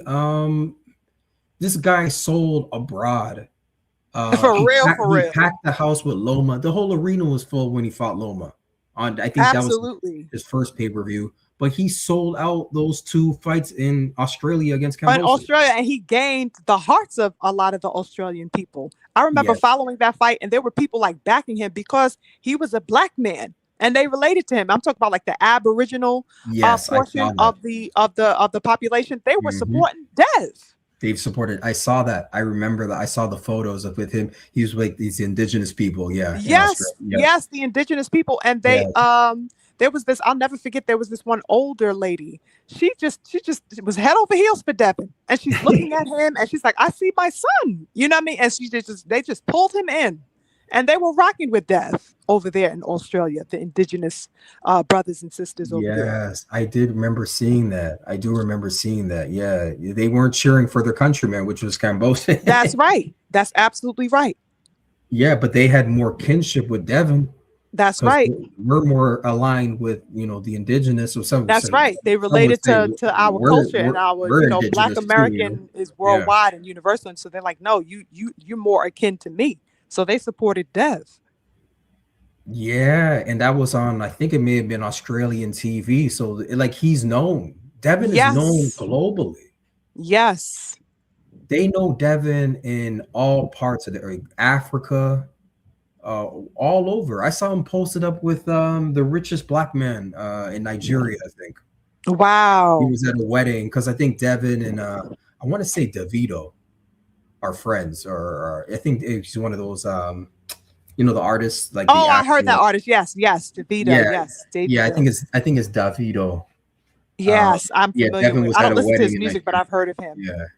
Yeah. Like Devin to me represents that. Like Devin and his dad seem sort of Pan-African to me, which I love. Yes. They don't. They love born and raised in America, but they're like the earth belongs to us. That's right. We're the original, so we're gonna go wherever. That's right. And That's right. and I see that they, of course, they're gonna hate on that. Mm-hmm. And then of course, envious black people, I can't even call them black. They're gonna hate on that because he's doing what y'all could be doing, but you don't believe in yourselves. Exactly. Just like Tank, you don't believe in yourself. That's it's a mindset thing. It is a mindset thing. And it's so crazy that you touching on this now, because this is a good portion of, I can't say verbatim, but it's definitely mirroring and brushing the shades of what I wanted to discuss tomorrow. Wow. Which is like, I don't know what I'm going to name it. It may be named, well, so far I have like the blueprint of what I will call it, but it's like the campaigning for anti-black championship. That's kind of like the gist of tomorrow's discussion. And wow, I like that. The campaigning of the campaign for anti-black championship. That's deep. Yeah. And so how there is a push to, we keep hearing this push more and more within boxing for black people to not attain championship, right? It goes back to what we were talking about, like the belts don't matter whole ideology. So it's kind of touching on that. And I think I will be getting into like where it came from and how it started and how that parlance is only relative when it comes to Devin. We do not hear it across the board as far as boxing concerned. And I even go further in tomorrow's discussion to call out how it only pertains to Black fighters. There is no other cultural group in boxing who is told or who you will hear speak on belts not mattering or championship not mattering. No other fucking culture talks like that. There is no Mexican in boxing that you've heard, I don't want to fight for a belt. You point him out to me. I can't come up with a name of a Mexican. There is no Ukrainian that you've ever heard say, I don't want to fight for a belt. You point them out to me. Nope. But why is it a singular emphasis placed within Black fighters, prominent fighters, or who we consider to be notable fighters, all of a sudden now bringing this language across to the forefront? So I'm definitely going to be cooking on that tomorrow. Ooh, yeah, great. Daryl, great appetizer. This is an appetizer. yeah. Don't go too deep into it. Nah, but I wanted to run it across y'all to give y'all a glimpse of that. But we're going to definitely be cooking tomorrow, you guys, for sure. Is it 6 or 6:30? Because I know it's tomorrow. Tomorrow, so I'll try to keep it like 5:30, between 5:30 and 6. Yeah. Oh, 5:30. Okay. Yeah, 5:36. But I'll make sure I post a couple of hours before. I'll post before in my community page for sure. Yeah, I always share it whenever. Yeah, I'm free tomorrow. I'm going to be there. The whole family's going to be there because that's. You're right. I can't think of I can't think of where this proud boasting. Yeah, I don't need no it's belt. only I want money. Particular to Black fighters, notable Black fighters. You hear no other cultural group in boxing ever. I don't care how you want to go far, you want to go back the past 5 years, the past 10 years, whatever. Ever have you heard them say, I don't want to fight for a belt. I don't want to be a champion. I'm big enough. I don't need a belt. It's never happened. No, you're right. Not to my recollection, at least. It has not happened. We do not hear that. We do not hear them talk like that. Because their cultural pride won't let them say something like that. Mm-hmm. But so all of a sudden, what happened to our pride? Exactly. And I would even go further to posit that it's not even something that we believe culturally. I won't even put it on the culture. I will say that people like Shakur Stevenson, people like Purple Payne, people like Keyshawn Davis are pushing a narrative. Number one, because they have been. This is a part of what I'm going to get into, but I think that a large amount of it has to do with their jealousy and fear of Devin's stature that they can't keep up. Because remember, they started pushing this out, really Purple Payne, as far as this generation is concerned. He started the belts don't matter nonsense, and everybody kind of rolled the bandwagon of that. He started saying that. And then you had Shakur Stevenson after him do that, and then you see Keyshawn after Shakur doing that. So there's a ripple effect that started from Purple Payne Davis, but Purple Payne's real basis for saying that was because he was jealous of the fact that Young King was amassing the belts. Yes, he was amassing wealth. Like, if you want to say the belts are wealth, or he was amassing these accolades, which are really like the outside manifestation of his greatness. Yes, and so that made him recoil. Because he's seeing all the things that the Young King is achieving that he is not achieving. So he says, well, the belts don't matter. To try to nullify. Yes. Okay. He wanted to nullify and stultify any progress or how his progress was going to be viewed. He wanted to nullify that and stultify that. He didn't want to see that. And because he was popular, people started regurgitating those sentiments. Yes, because he is popular, exactly. And wow. And then you missed one name. Bud also said it about the WBC. He was Right. And so exactly. And devastated. we saw that whole crazy nonsense that he just did as well. You know, with Right. the I'm not going to pay for this. And then you see another regurgitating and following behind that bandwagon from Shakur Stevenson, who From then Shakur was stripped of his Stevenson. belt and saying the same bullshit. So it's a whole mindset now, particularly with Black Elite Warriorship as far as championship is concerned, that they are refrain is becoming a thing to refrain from championship. And I think it's tied to their ignorance, right? Mhm. On various levels. But I think that the stem of it, as far as the younger generation, has to do with their fear of the young king's stature. They can't keep up with him and his belts, so they would rather say belts don't matter so that they do not have to compete with his Wow. success. Oh my goodness. So there's an opting out of it. They're, Yes, they're just opting yes, out. They're opting out yes, altogether. yes, altogether. Oh my goodness. See, and this is the lack of responsibility. This once we go back to society, this Yep, is the lack of responsibility and taking care of family or taking care of whatever, yep. we see this in the sport. So it's like, instead of raising my children, I'm just gonna bounce, it's sort of that, it's sort of that kind of attitude. That's Yeah, carelessness. That carelessness, the lack of yeah. manhood. Wow, that's deep what you just said though. Like I gotta think about that.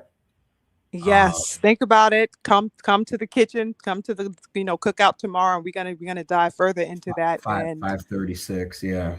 yeah, yeah. But Yeah. that's just the overall mentality right now within the Black boxing space.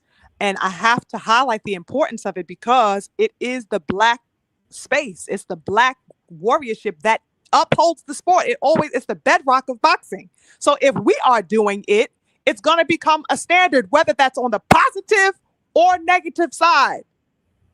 Yes, because And we these said chumps are so cowardly and so, easily, beguiled by a narrative that they will go along with it and absolutely sacrifice things like merit and warriorship and valiance just for a moment of visibility and popularity.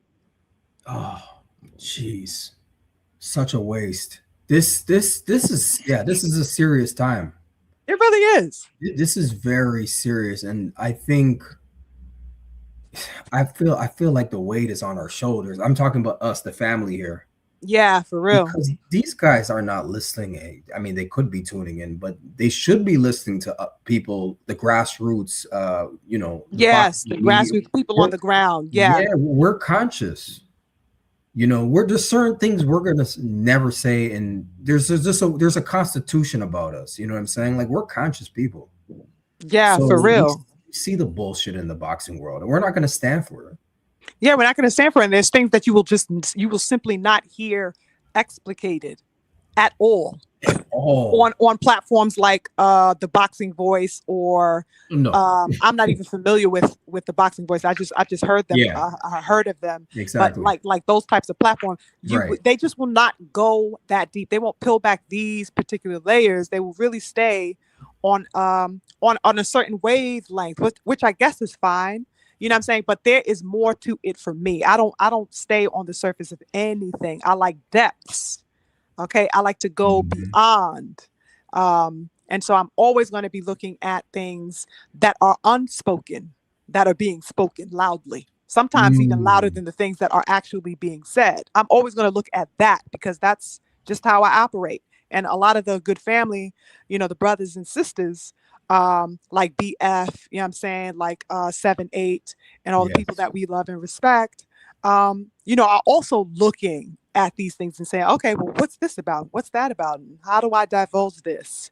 And bring it Yes. and bring it and bring a moment of highlight and introspection on this particular thing that I find to be an issue or that I find to be out of alignment or whatever the case is. We're gonna look at those things, and I think we don't need to be reticent about calling these things out as we see it. Just because everybody else is staying on the surface level does not mean that we should be, afraid or reticent about treading into deeper waters. You know Deeper what I mean? waters. Yes. Yes. I mean, that's our job. I've what was it? Stokely Carmichael said this, or Kwame Ture, whichever James. He Yes. The beautiful said, King Kwame.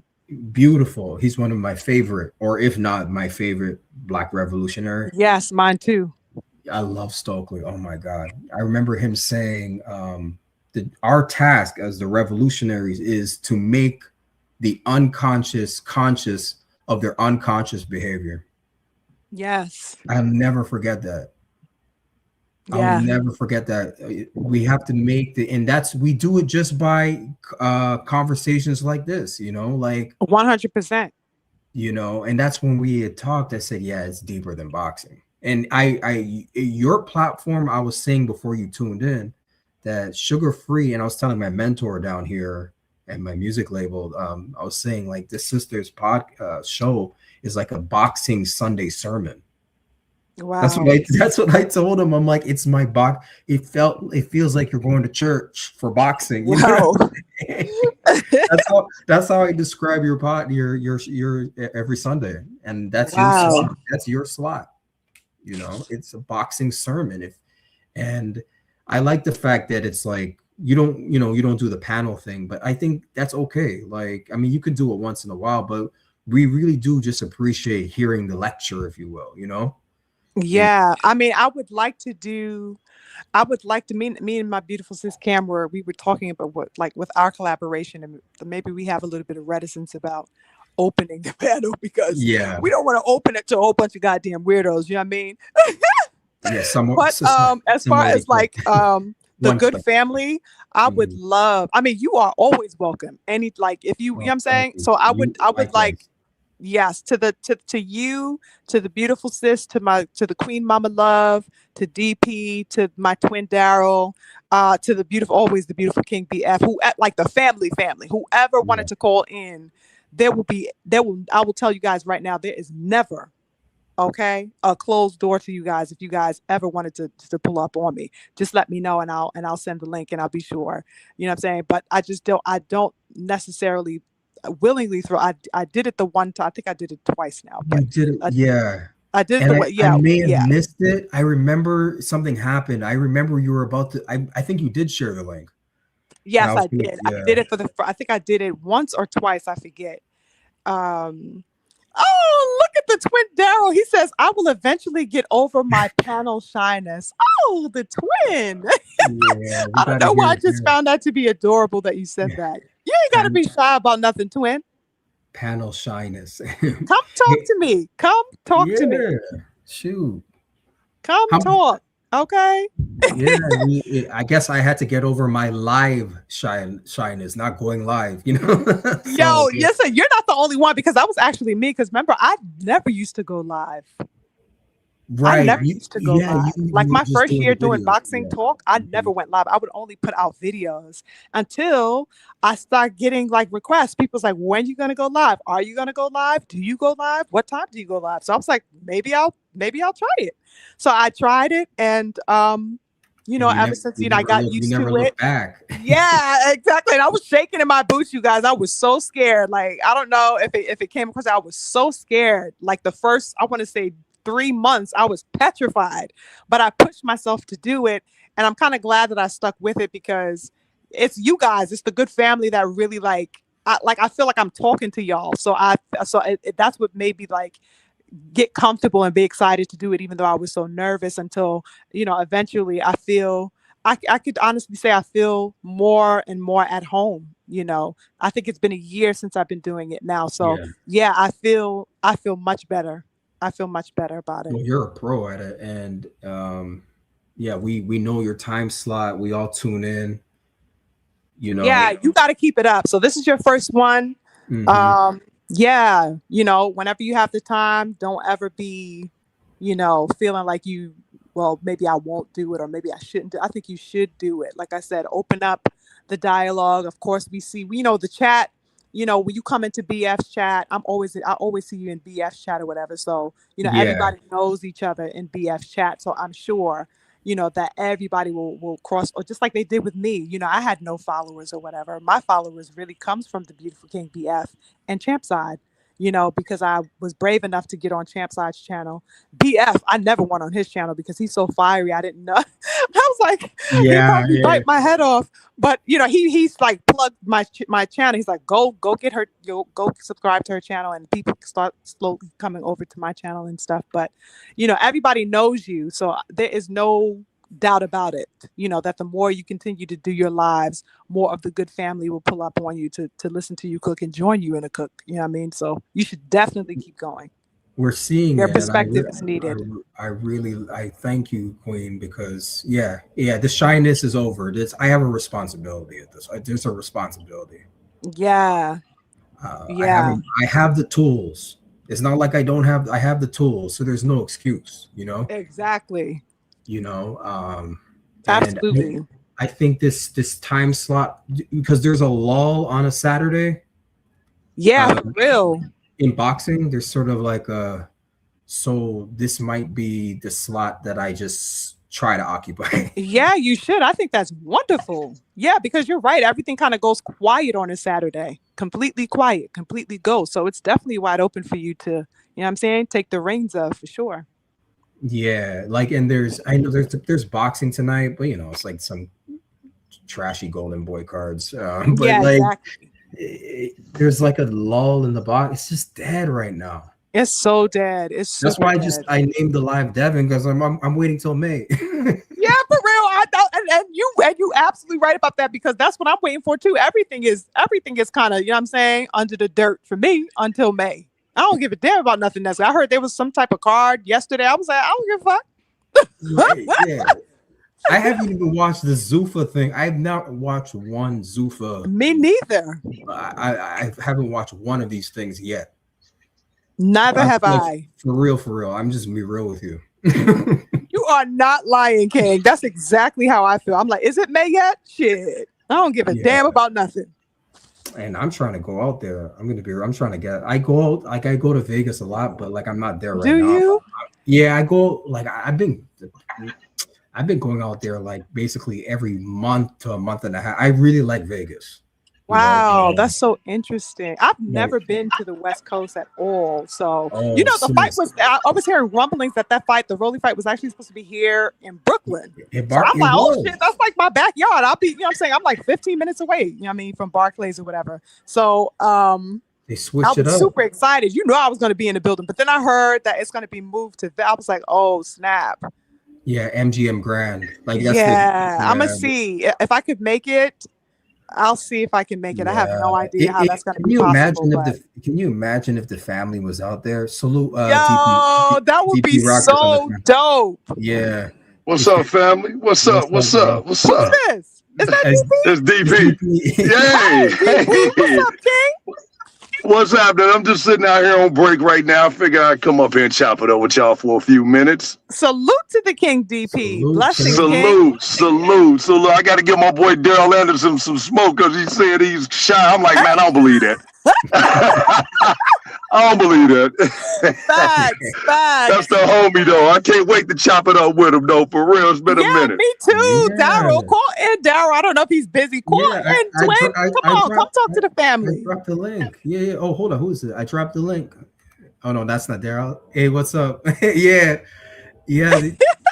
Yeah, we got to get over this shyness, man. No, there's no. Yeah, we family. I'll jump on anybody's panel. I'll be listening to y'all cook on Sundays, and it's just a blessing to really be able to sit back because I'm a student of the game myself. I don't know a lot. Y'all see me in the chats. I just be moving around, just shaking and grooving and listening to y'all. But Sugar Free, I wanted to tell you because I never had a chance to. I'm proud of you for real. I watched you grow, and I watched you from the beginning and them push your channel, and you are one of my favorites. Even though I don't tap in a lot on Sundays because my family duties, but I be listening to you and I enjoy hearing the sermon.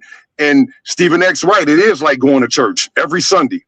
Every Sunday. Oh my gosh. Thank you so much for that. Oh my God. That just literally filled my heart chakra all the way up, King. I'm so appreciative of that because oh my goodness, I don't even know how to, I'm actually speechless, which is not usually the norm for me. Hey, you have skyrocketed. I'm telling you, you have skyrocketed. You have. For real. Just Oh keep my doing your goodness. thing, and we're gonna be here to support you. Thank you Yeah, so much, King the family is DP. here. Yeah. I appreciate you so much. I really mean that literally with all of my heart and soul. Thank you so much because you have been like Absolutely. you have been. That's true. You have been stomping with me since I really started doing this. That's why it's people like you, Stephen X, the Queen Mama. There's my beautiful sister Cam Mm-hmm. Twin. Like y'all are like my gunners, like my real like you know what I'm saying, like the gunners who have been rocking with me, and you have most certainly always shown me nothing but love. And it's always a pleasure to mix it up and chop it up with you every day in the chat, whether it's BF chat, whether it's Champ Size chat. Like you are like one of my Indeed. hitters. And I really Indeed. appreciate your energy and your encouragement. I really do. Indeed. And anybody who know me, I talk to Mama Chiquilla and Cam behind the scenes. I'm a real one. You know, I Yes. don't be for the mess, and I don't get down with the, you know, go along, get along. I'm me. You know, Yes. if y'all see me, I'm me. I roll solo dolo. That's why I support the real. Facts. And Yeah. you are one of the real, like for real. I watched you, and I'm just like, it's just, I'm telling you, you real recognize real, and you know, and when you sit back and you can relate to a lot of stuff, and that's why I don't mind jumping on panels. That's why I don't mind, you know, when I got time to chop it up and Yeah. just come kick it with the family. Y'all see me in the chat, and so I, you know, I just wanted to tell you and Stephen X, you know, you my dude, man. Like you Yeah, done man. dropped some gems on me, and you didn't even know you did. So Facts. Wow. for real, like for real, in real life, like in real life. Facts. Yeah, I Definitely, King appreciate that, Stephen. bro. Definitely keep going. Like I You just said, never you're know who always you gonna have reach, the you know? family Crazy. support you. So what? Keep doing your lives. Keep doing whatever you're doing. You know we're gonna be here 10 toes with the King Stephen for sure. Absolutely. Yeah. Absolutely. So I just appreciate wanted to jump on real quick and say salute. Love y'all. Y'all keep doing y'all thing. And you know, too. I'm listening. Yes, Yeah, bro. infinite Thank you love to the so much. King DP. Big love, King. I appreciate you. Big blessing. Indeed, indeed. Come on anytime, bro. Anytime. Anytime.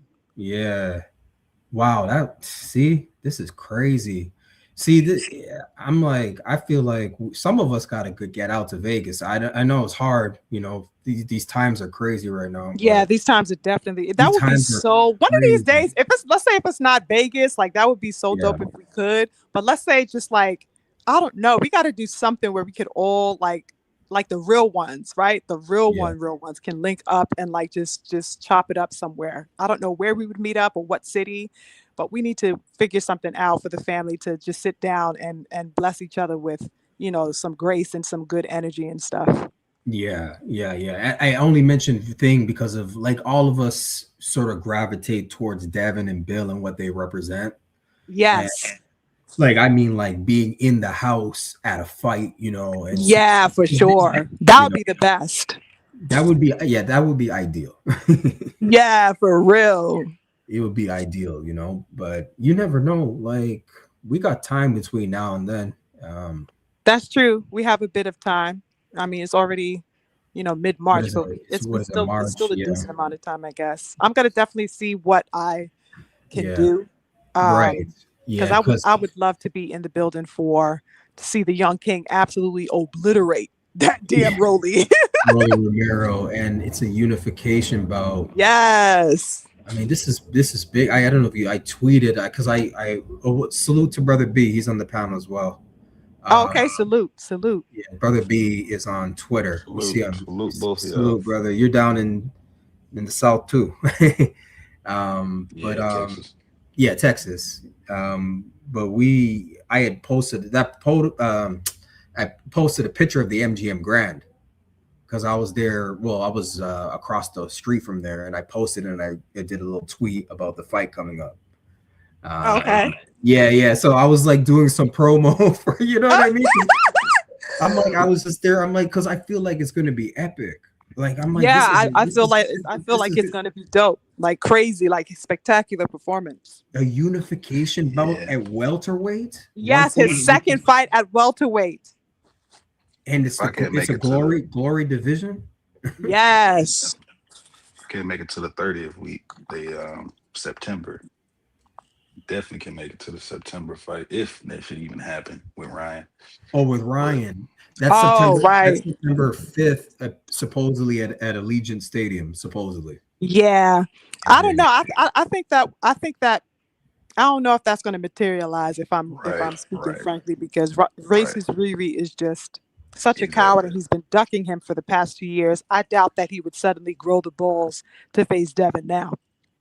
Right, Yeah. and then Well, facing we'll see. Devin We'll as a see. Devin as a unified champ. He's not even fighting him now, or actually, he didn't even want to fight him even when Devin wasn't 147 champ, when he was just getting back in the Yeah, ring. exactly. And he's gonna fight him when he's a unified champ. So Right. it don't make Yeah, 'cause if they sense. fight in September, they need to start Vada right now. Exactly. Exactly. Yeah. I wouldn't I've waste no damn time with that filthy drug cheat. I've been Uh, saying that, and he's doing something. I don't know what it is, but he's passing those tests, or he posted the remember, one remember, test. remember they talked about this on BFTV. He hired the guy who was like a specialist with cheating the test, microdosing, and I forgot his Yes, name. I forgot his name, He, but BF has Oh a whole yeah, that video dude on that this. yes, he was also affiliated with that with Victor Conti at a point. I think yeah, so. Yes, And he yes, was like the second dude, but instead of him like being penalized by the system like Conti was, he actually I think did some type of snitching or something like that and just got yeah. he got the favor of the judges where he wasn't really penalized or anything like that where Victor that's what I Conti try to was tell people, penalized. man. It's a lot Right. of people don't realize boxing is a business, man. So it's a lot of anti-dope specialists in boxing, and a lot of them come from doping. They were former dopers. That's the Yes, best people to actually hire. You understand? So Victor Conte wasn't the only guy who was hired by Vada. I used to for consulting them on how fighters beat the test. They that's just want right. to single out Victor Conte. Oh, Victor Conte, bro, it's a business. So That's you right. know, it's just like baseball. There's anti-dope specialists in baseball who used to be dopers. So it's just a big business, and Absolutely. people just simple-minded. And I think that a lot of the real talk hatred and backlash and castigation that Victor faced throughout his life, literally up until he passed, was Literally, the fact that he was putting people on game. He was making people exactly, absolutely aware of what was going on. And he was saying that exactly. people at this point even have gone beyond um, you know, strategic ways of doing about it and have even surpassed what he used to do back in And his he did days with the exactly. Balco. And he was putting people onto that and saying, yo, this is what they do. And they have developed ways that even supersede what I managed to do in my time. And this is why he was so hated because he was making people aware of what goes on in boxing. And he was not scared Especially about doing that. And that's why they hated yeah, that man. They didn't want him to be telling the secrets. especially Ryan. It's Hmm. racist that they didn't like him, but it's like y'all. Everybody been knew about Victor Conte. Like he Facts. always was messing with Devin and guys like Caleb Plant and Terrence Crawford and all of these different guys. So it's like it's just I salute both of y'all, Stephen X and Sugar Free, because boxing is a hard fucking sport to be a part of, or even in the media side, because it's a lot of misinformation, bro. It's so much misinformation and lies and rage bait. Oh, And I yeah. salute y'all, man. I salute y'all because it's a lot of going along to get on, like the last dude just said. It is, man, and to find real people, that shit hard. And eventually, y'all gonna blow the fuck up. Like, just be patient and keep on doing what y'all doing, bro. Because boxing, I feel like even if it's in a bad place, in my opinion, it's coming back to its glory days.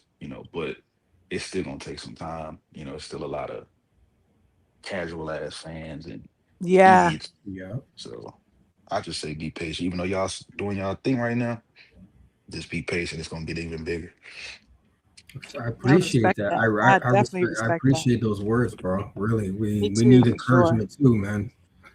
We All right. need it because you're right. There's just a lot of bullshit. I mean, we all see it. We all see. I mean, Twitter is messy as hell, man. It's so messy. Oh my God, it's messy. Yeah, Twitter kind of fun sometimes, but yeah, it is kind of terrible. Like, cause I just know it's so many guys coming to the sport trying to learn about the sport, and then they'll go to a guy like Showbiz and they don't really know that this guy's a fucking biased, Yes. casual. idiot. Like they don't understand. Like, go to people Yep. like Stephen X. Go to people like Sugar Free. Go to people like even people like Art Man and you know Yeah. what's Facts. the Facts. guy? Forgot the other guy name, but it's a lot of influencers, quote unquote, that's just fucking the sport up, man. Like on the Mhm. media side, it's disgusting, man. It's terrible, bro. It's Mhm. terrible. Yeah, I think I'm gonna do this once a week on a Saturday because it's sort of Got dead. to, I got to. think I have a responsibility at this point. I'm now seeing how the family comes through and supports. Yeah. So doubt is removed. There's no Yes. I'm glad. it's totally removed. You I'm know? glad. Yes. Pick a time frame. You know what I'm saying? Let me know. I will be Yeah, here each Saturday. You know what I'm saying? I think that's a perfect yeah, window for you. Like you said already, it's kind of very, very quiet, from the whole week of boxing talk throughout the week. Saturday is absolutely wide open. You know what I mean? it's wide open. Yeah. So yeah, you just take your pick of the time slot and I'll definitely be here. Mhm. Yeah. It's always deeper than boxing. It's boxing, but my background won't allow me just to talk X's and O's. Like, Right. Exactly. like X and Exactly. Exactly. okay, fine, X's and O's, but what about the It's X's bigger. and O's outside of the ring, or you know what I mean, or even the politics, Facts. the politicking Facts. and all that stuff inside the boxing world. Like that's Facts. where we come in because we know we're coming from our backgrounds, and Yes. these guys have been boxing since they were little children. They don't know this stuff. I promise you, they don't. And all they had to stay in the gym, man. Like I got a little cousin that box, man. Like boxing is it's like what it's exactly what Roy Jones said. Like you have to surrender to the sport. I done sparred a couple times. You really got to surrender to boxing, bro. Like you can't. You really have to be on that shit all day, every day training. Yes. Because come on, man, you fighting, man. You standing up fighting, dude, trying to take your Yes. head off. You got to be in shape. You got to be focused. You can't really be slacking, man. You can, but it's gonna cost you. Mhm. So yeah, the most of the boxers they don't know shit. They came up in the boxing gym. Like some of them do, but a lot of them they just all they know is boxing, man. You know. Yeah, exactly. Salute to the king here for boxing. I see you, Here King, from shutting me down boxing's, in the chat. yeah. Blessings to the king. Salute to everybody No in here. salute. There's a That's my clip dude I from Philly. posted of Ruben Hurricane Carter. Denzel had played him in a movie, and there's a Yes, scene where yes. he's in jail, and he's like, I became a warrior scholar when he was locked up. He wasn't just a warrior; he was reading W.E.B. Du Bois, and like Yeah. that's the kind of boxers I want to see. Like Yes. I want that back, and like to me, Devin is the one with that potential. Yes, he really is. And he pays attention, by the way, to what we tweet and stuff and all that, eh? He Yeah, follows Devin all is of a us. legend. He And you follows know all what's of us. crazy? I had no idea that he even knew that I existed until he He does. retweeted um, a little Yeah, Bill post that and I had Devin. shown like a few months back. And then he retweeted me again, I Yep. want to say last month. I'm just like, yo, how the fuck does he even know? Oh, he knows you. Yeah, That's Bill and Devin. crazy. Yeah, I Devin Haney retweeted both of definitely, them. and his dad. They know Right, Sugar Free. Remember, I told you that when we were talking. right. I said you'll be surprised who's listening to you, sis. Anna, you'll be That's surprised. crazy. And then the legendary Bill, as I call him, he came on Champ Side's channel and uh, gave me the shout out when I had sent a super chat to Champ Side. I didn't know Champ Side was going to read that out loud, but he wound up doing it while Bill was on the show. On the show, And then yeah. he's like, Yeah, I "Oh, was off Sugar Free, watching. yeah, she goes hard." I'm like, "What? You? How do you even like what?" So the love is dope from DHP because of course, Devin is my favorite fighter. Um, but just even beyond him, what I really support of the young king is his stance and his warriorship and his prowess and his passion for this. I support him because he's passionate about what I'm passionate about. It has nothing to do with him. He could have been the same person that he is, but if he didn't operate within the lines and the context of respecting the sport, he would not have my support. It's because of his heart. It's because of his passion that he's passionate about boxing the way that I'm passionate about boxing that makes him have my support so vehemently and passionately. So yeah, I I definitely couldn't rock say 10 that toes with better. DHP. I couldn't It's Yes. just put it like this, any man. It's like better it's than just you. like Wow. Shakur. Shakur is a perfect example. Devin and Shakur are my favorite fighters. Devin is my favorite fighter in and out the ring. Shakur is one of my favorite fighters in the ring strictly. Yeah. Because and I feel like Devin gonna beat the shit out of Shakur. We can talk about that later. But um as far as Devin, as far as like his attitude, his he's not really he can be disrespectful. Of course, it's boxing, you gotta talk shit. But Right. he's not going out his way to follow, like the racist narratives. He's not going out his way to just trash fighters like for no reason. He's respectful. He got Yes. flaws and all of this shit, but what he stands for, ain't nobody else in the boxing world is full of they full of weirdos, man. Like, like Keyshawn, very talented, very Yes. extraordinary fighter, but he's a piece of, like, his character is just Yes. For real. For like real. he ain't got no backbone. And it's just like Devin is the only one who's standing on man time, man. Like, young as he is, like, he the only one standing on man time. I'm trying to fight these guys. I ain't trying to, make no excuses. You know, Yes. it's a lot, man. Yeah. I totally agree with that. I totally agree with Yeah, that. yeah, he got the His best. Yeah, grandmother was a Black Panther, right? Bill's mother. Yes, that's what I heard. Yeah, Bill's mom. yeah. That's what I heard. Oakland, yeah. That Yes. they were kind of steeped in that. So it's in his blood. He's a There we warrior. go. He got passed down. That's right. It got passed down. And that's That's the right. thing. Devin don't really per se like speak on the movement and all that, but just his movements, his he don't really, Yes. he don't add to a lot of the bullshit like a lot of the other fighters. Like, Yes. he not kissing ass, he's not, cooning, he not doing that shit. Like, he just don't do Exactly. it. He just don't do it, man.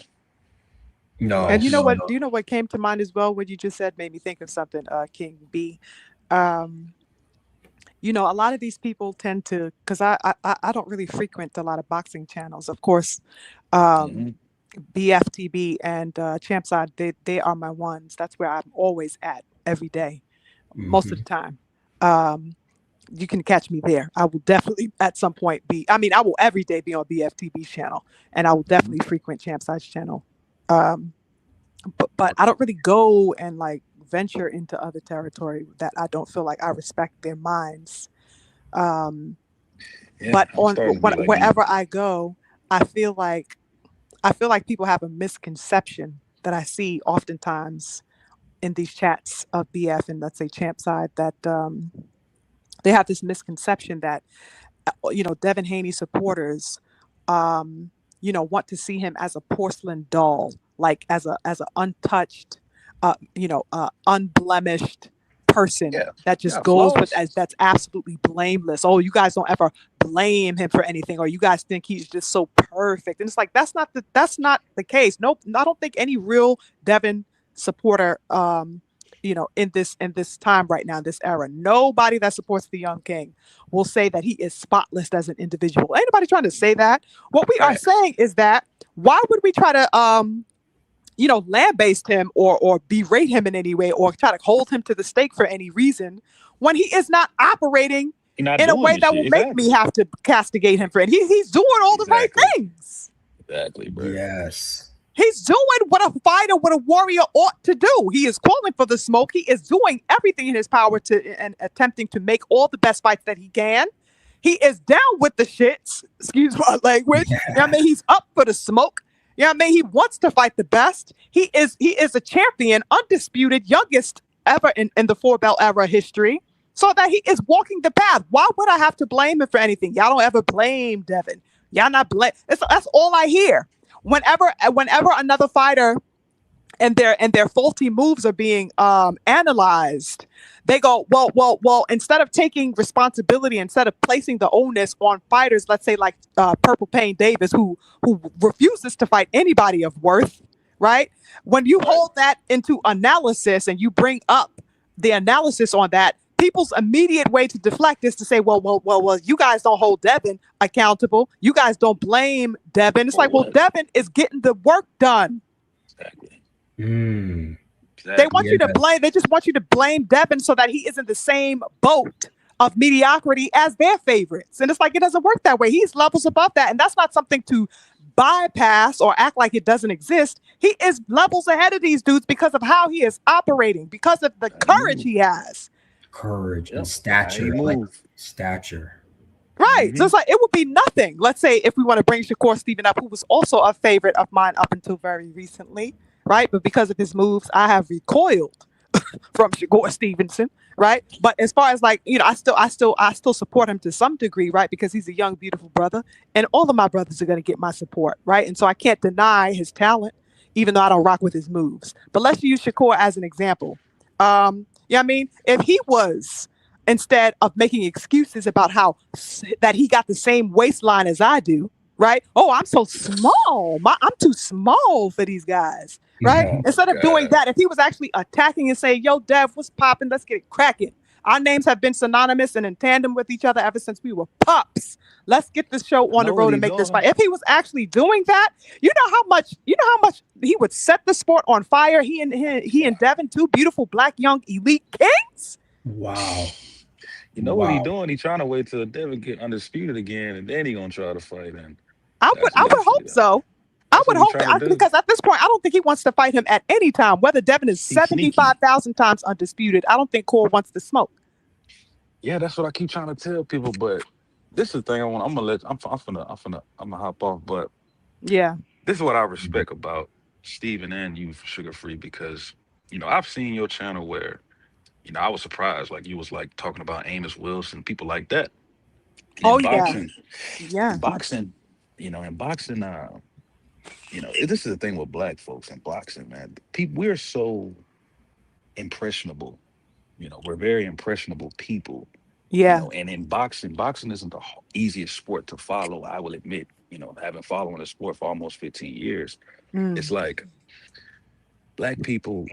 A lot of us don't know shit about boxing. A lot of us, and when we come in the sport, we listening to these influencers. We Yeah. listening to these.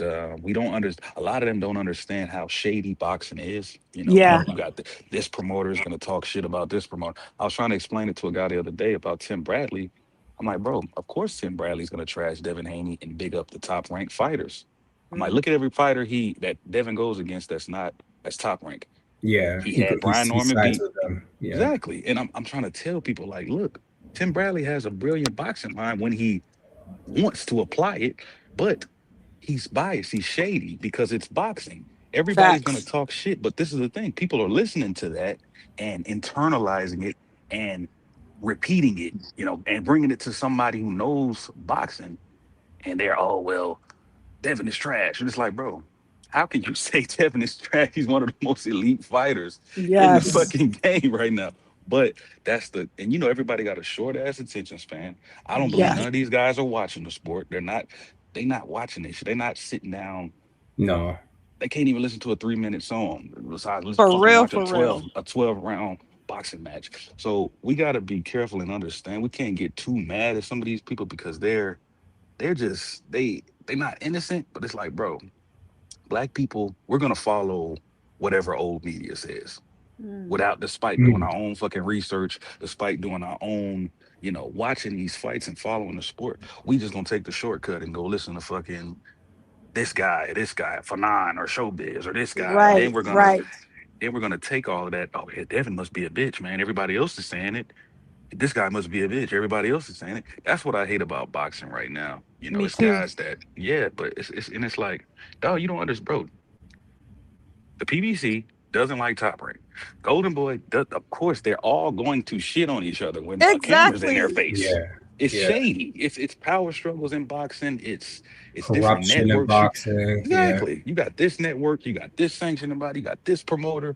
They all shit on each other, but they don't. And they don't be understanding that. Like, oh well, yeah, he must be trash if Eddie Hearn just said it. Or no, Eddie Hearn has a fucking motive. All of them have motives for the things they say. It's like fighters. They're trying to trash, just like Keyshawn, Richard and Hitchens. Every time a camera's in their face, they're trying to trash other fight, Devin especially.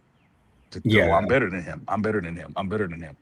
But people can't Well, the see black through that. fighters are trained to knock each other down. Like that's what I've Exactly. noticed. These guys, there's no brotherhood. Because the other eras we saw, yeah, they fought each other, but there was certain lines you didn't cross. You know what I'm saying? Like Yeah. you didn't support a racist drug chief, for example, in Exactly. Muhammad Ali's Crazy. time. That would never happen. Hey, Never. man, It we would in the never last happen. days, man. Exactly, bro. Yeah, something Never would have ever. happened to you if you did that. For real, for real. Crazy. You Yeah, see, maybe I think we the all FOI might be knocking on your door or something. You know? Okay, ASAP. I think y'all all can agree that Yeah, man, we've been waking ASAP up every Rocky. day like this is crazy, bro. Like, but we just been living through it. Like ever since all of this shit happened, I can't believe half of this shit, man. But we just living through it. Like I know y'all probably feel the same way. Like, what I the feel the fuck is same going way, on in but Every Mexico? day. What the well, fuck? yeah, Every day I feel like Devin that. is very strong mentally. He's strong, bro. Like That's a strong young mentally, I'm nigga. like, bro, He they're gotta be, posting bro. all these memes of you in a compromise, but you're still Yeah, moving that's a strong forward brother, with bro. your That's right. career in your life. That's a That's strong right. brother, bro. And he younger than me, bro. I'm 29. Like, bro, that's a strong motherfucker, bro. Cause It's super, they super hit strong. this. Yes, bro. You gotta be strong, bro. Cause boy, that's it. It's crazy, bro. I don't care if the rematch ever happens or not. I just want Devin to keep proceeding with Yes. one fight after the next and get your belts. If the rematch comes about, fine. We put in all our contingencies to make sure that's a clean fight. But I Mhm. don't. I want Devin to just like he beat Brian. Just keep doing what you're doing, bro. I want him to beat the Absolutely. shit I out of feel the Ryan. same exact way. Yeah, and when I you're want him. ready to retire, you retire. Like this whole era, this like I feel like I've gone to hell and back with this young man. No, I really, 'cause Facts. I stuck Facts, with all of him us. through. We stuck with him through the loss, and I was Yes. hurting for him when he lost. Me too. I was I ain't gonna lie, really legit hurting for him, and I knew something was. It goes back to my bro. I intuition. swear to I'm God, like something's me too. off with this, Exactly. My but best friend I James. couldn't put my My bad, my finger on bad, it. Oh my no, bad. sorry, See, no. It's just my girl at the time. She's like, she doesn't even know boxing. She's like, oh no, that guy that he fought, no, he took something. And bro, she Damn. doesn't even know boxing. She's like, nah. Because in her mind, she's like, bro, no way. crazy, Um, crazy. this dude beat this black dude. Nah. For real, yo. For Crazy, real. man. I swear to God, when I was watching that shit, if I could bring my best friend James on here, I told him because he don't like Devin. I'm like, bro, Ryan is on some shit, bro.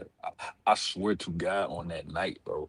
For 2 weeks, I swear to God, I was Wow. like, bro, when is this shit gonna come out, bro? I swear to God, I used to be sitting in the bed and like, bro, this shit need to come out. Like, Ryan was on Wow. some And shit, you and I were swear right. to, on my fucking birthday, I swear to God, bro, that shit came out. Wow. I was like, bro, Ryan ain't never had no performance like that. Like For real, Ryan for has never real. looked like that, bro. Like hell nah. Like it was just too crazy, bro. And it came out. Exactly. Yeah, I knew it something didn't wasn't feel right right. It didn't feel right that night.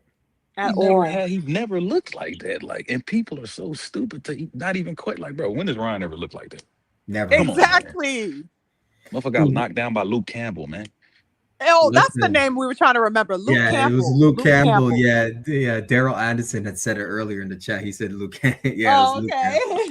Oh Apparently, he went man. to the Olympics or something too. I guess And for the this dirty UK. motherfucker, Or people yeah, don't know, bro, this new dude he never been a champion because he could never make weight. He never fought at a division. He always fought at a catchweight for like his last 10, 11, 12 fights, like literally. Like yeah. he never That's fought his at a game. He division. never. Yeah, exactly. That's his. He's a real weight bully. Like he's the real weight bully. For Ryan real, for is. real. Man, then he And cheated Devin at 143. Like you was like, man, that's my bad, man.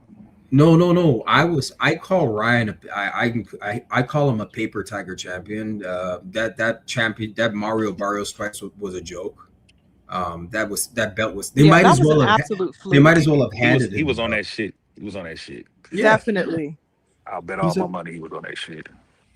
in collusion with the WBC. That's why I call it. There's a grand conspiracy going on. That's the term I've coined. I'm like, there's a grand conspiracy to make Ryan Garcia, and it worked.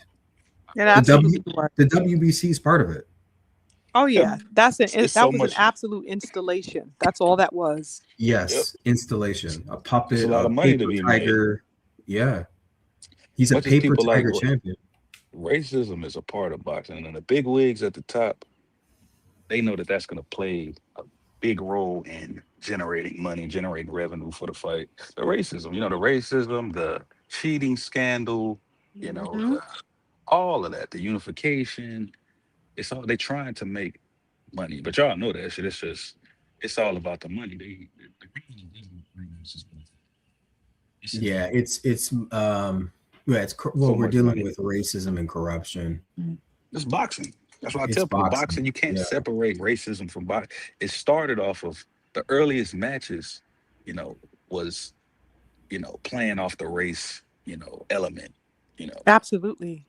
I mean, but that's that's boxing. just the basis and the bedrock of the sport. And me and Mhm. Exactly. King Stephen were talking about the aspect of black fighters, um, looking at the social dynamics, as far as their place as black men, in the sport, and how their place in society is reflected within the sport. You Like a can't. motherfucker. Yeah, it doesn't n- cease to exist because you are in a ring and training for a boxing match and getting paid millions of dollars. It does not mean that those social dynamics are going to be somehow be withheld from the dynamics of your business ventures in boxing. It just does not work like that. And I think black fighters ought to be much more stalwart in Mhm. the educating of themselves, as far as even if that, let's say they don't want to be, because people get really afraid of black intelligence, as far as like militants, our militants, Mm, politically, educationally, people are afraid of that, and black people are Mhm. afraid of assuming that because they think you're going to be you're going to come off too strong, or they don't. But They it's scared. imperative, yeah, that they're going to scare everybody off, It's meaning weird, white people who man. are going to pay you off. You're going to scare them off, and I'm like, fuck that. I'm saying? You should never put your intelligence second class to anything or anyone at any time. mm. And you can call me Never. militant all day. I will swallow that shit whole every day. Because yes, head to toe, I have a militancy about me and everything. Um, Right. Identity and culture is absolutely paramount to me, and I will never put that down for anybody. And but let's say people don't want to be as vehement about that as let's say as I would be. Mhm. But it's just the process of understanding the dynamics of your culture and your history and how those things are working in real time in everything that you do, whether you are a boxer or a football player or the mailman or the gardener or the mother or the husband. It does not matter. Your culture is always at play and your intelligence is always needed.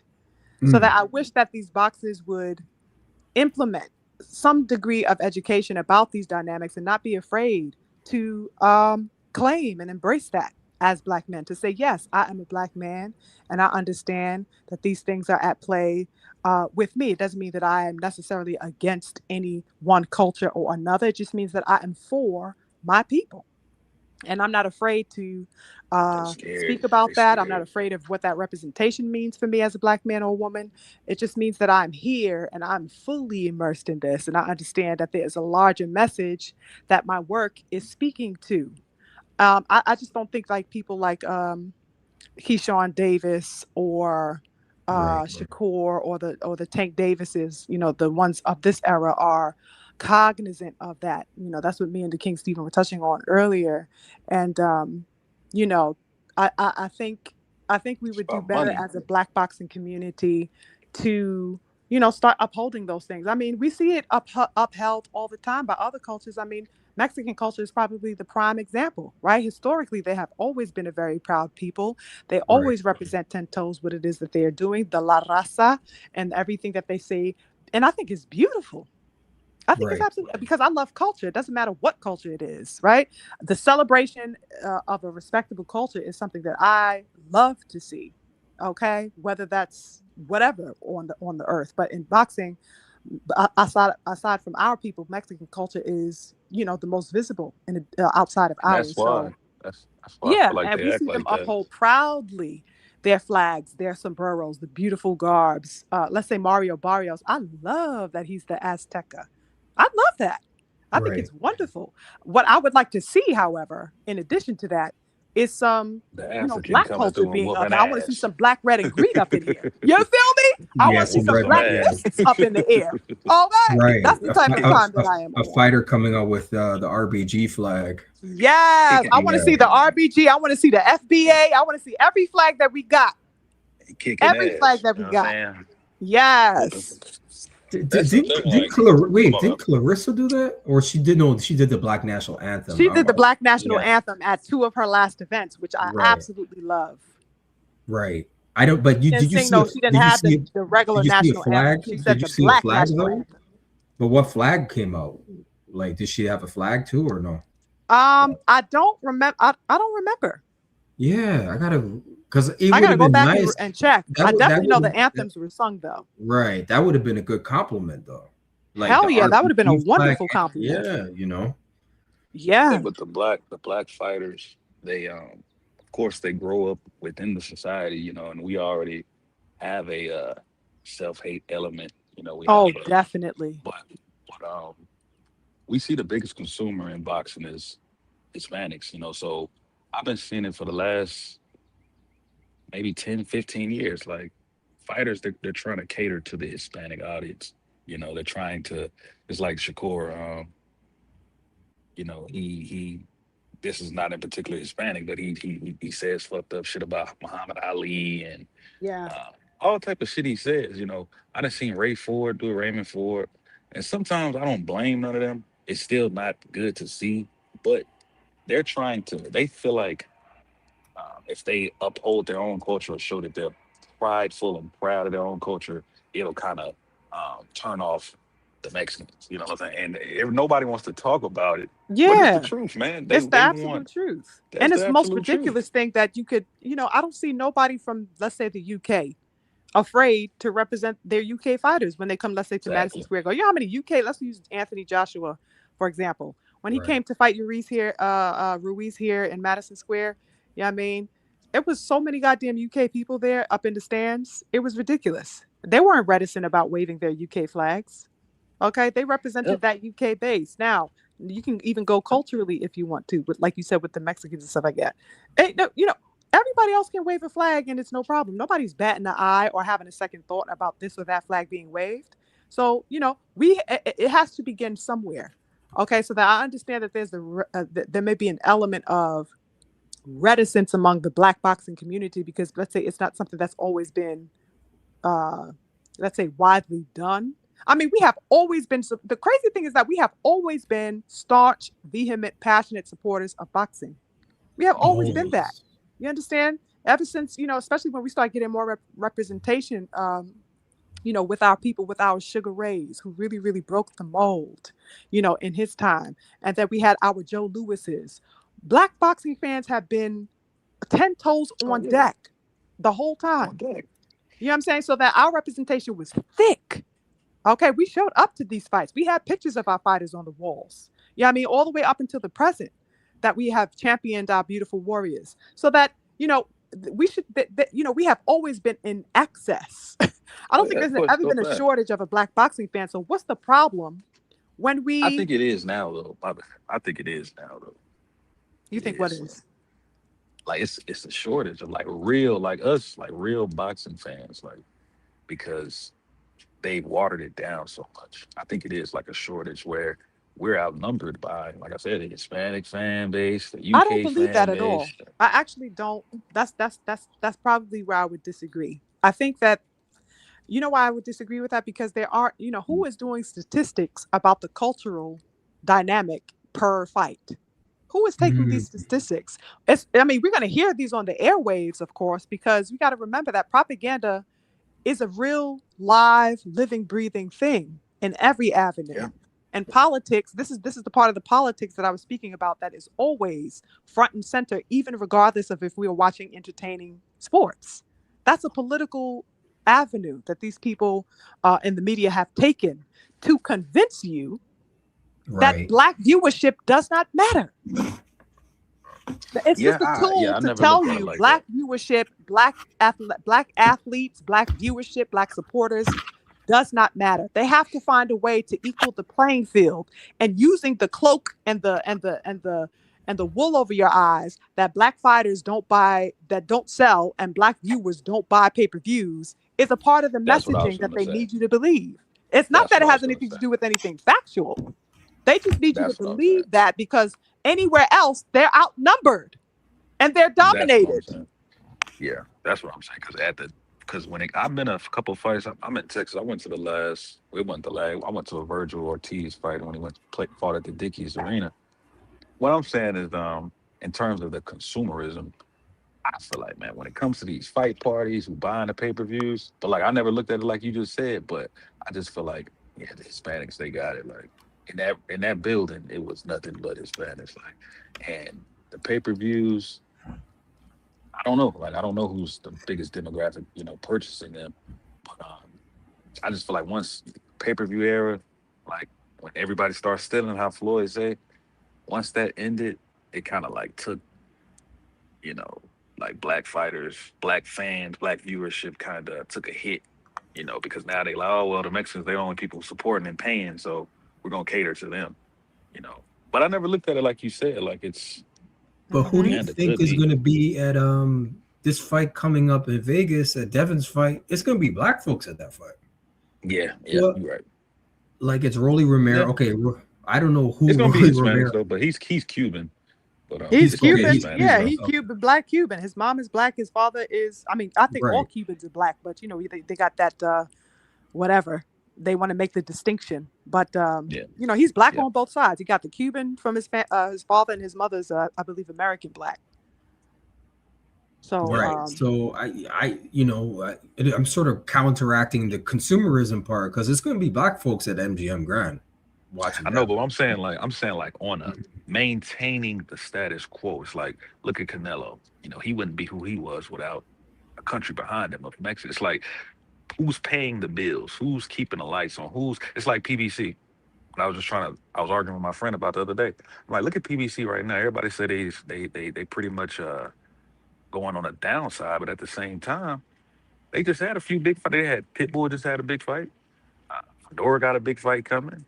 I mean, Benavidez got a big fight coming, and but they know that. what pay-per-views have those dudes sold? And speaking about Canelo didn't become who he was because he had a country behind him as far as his let's say the money generated. Canelo is the fighter that he fought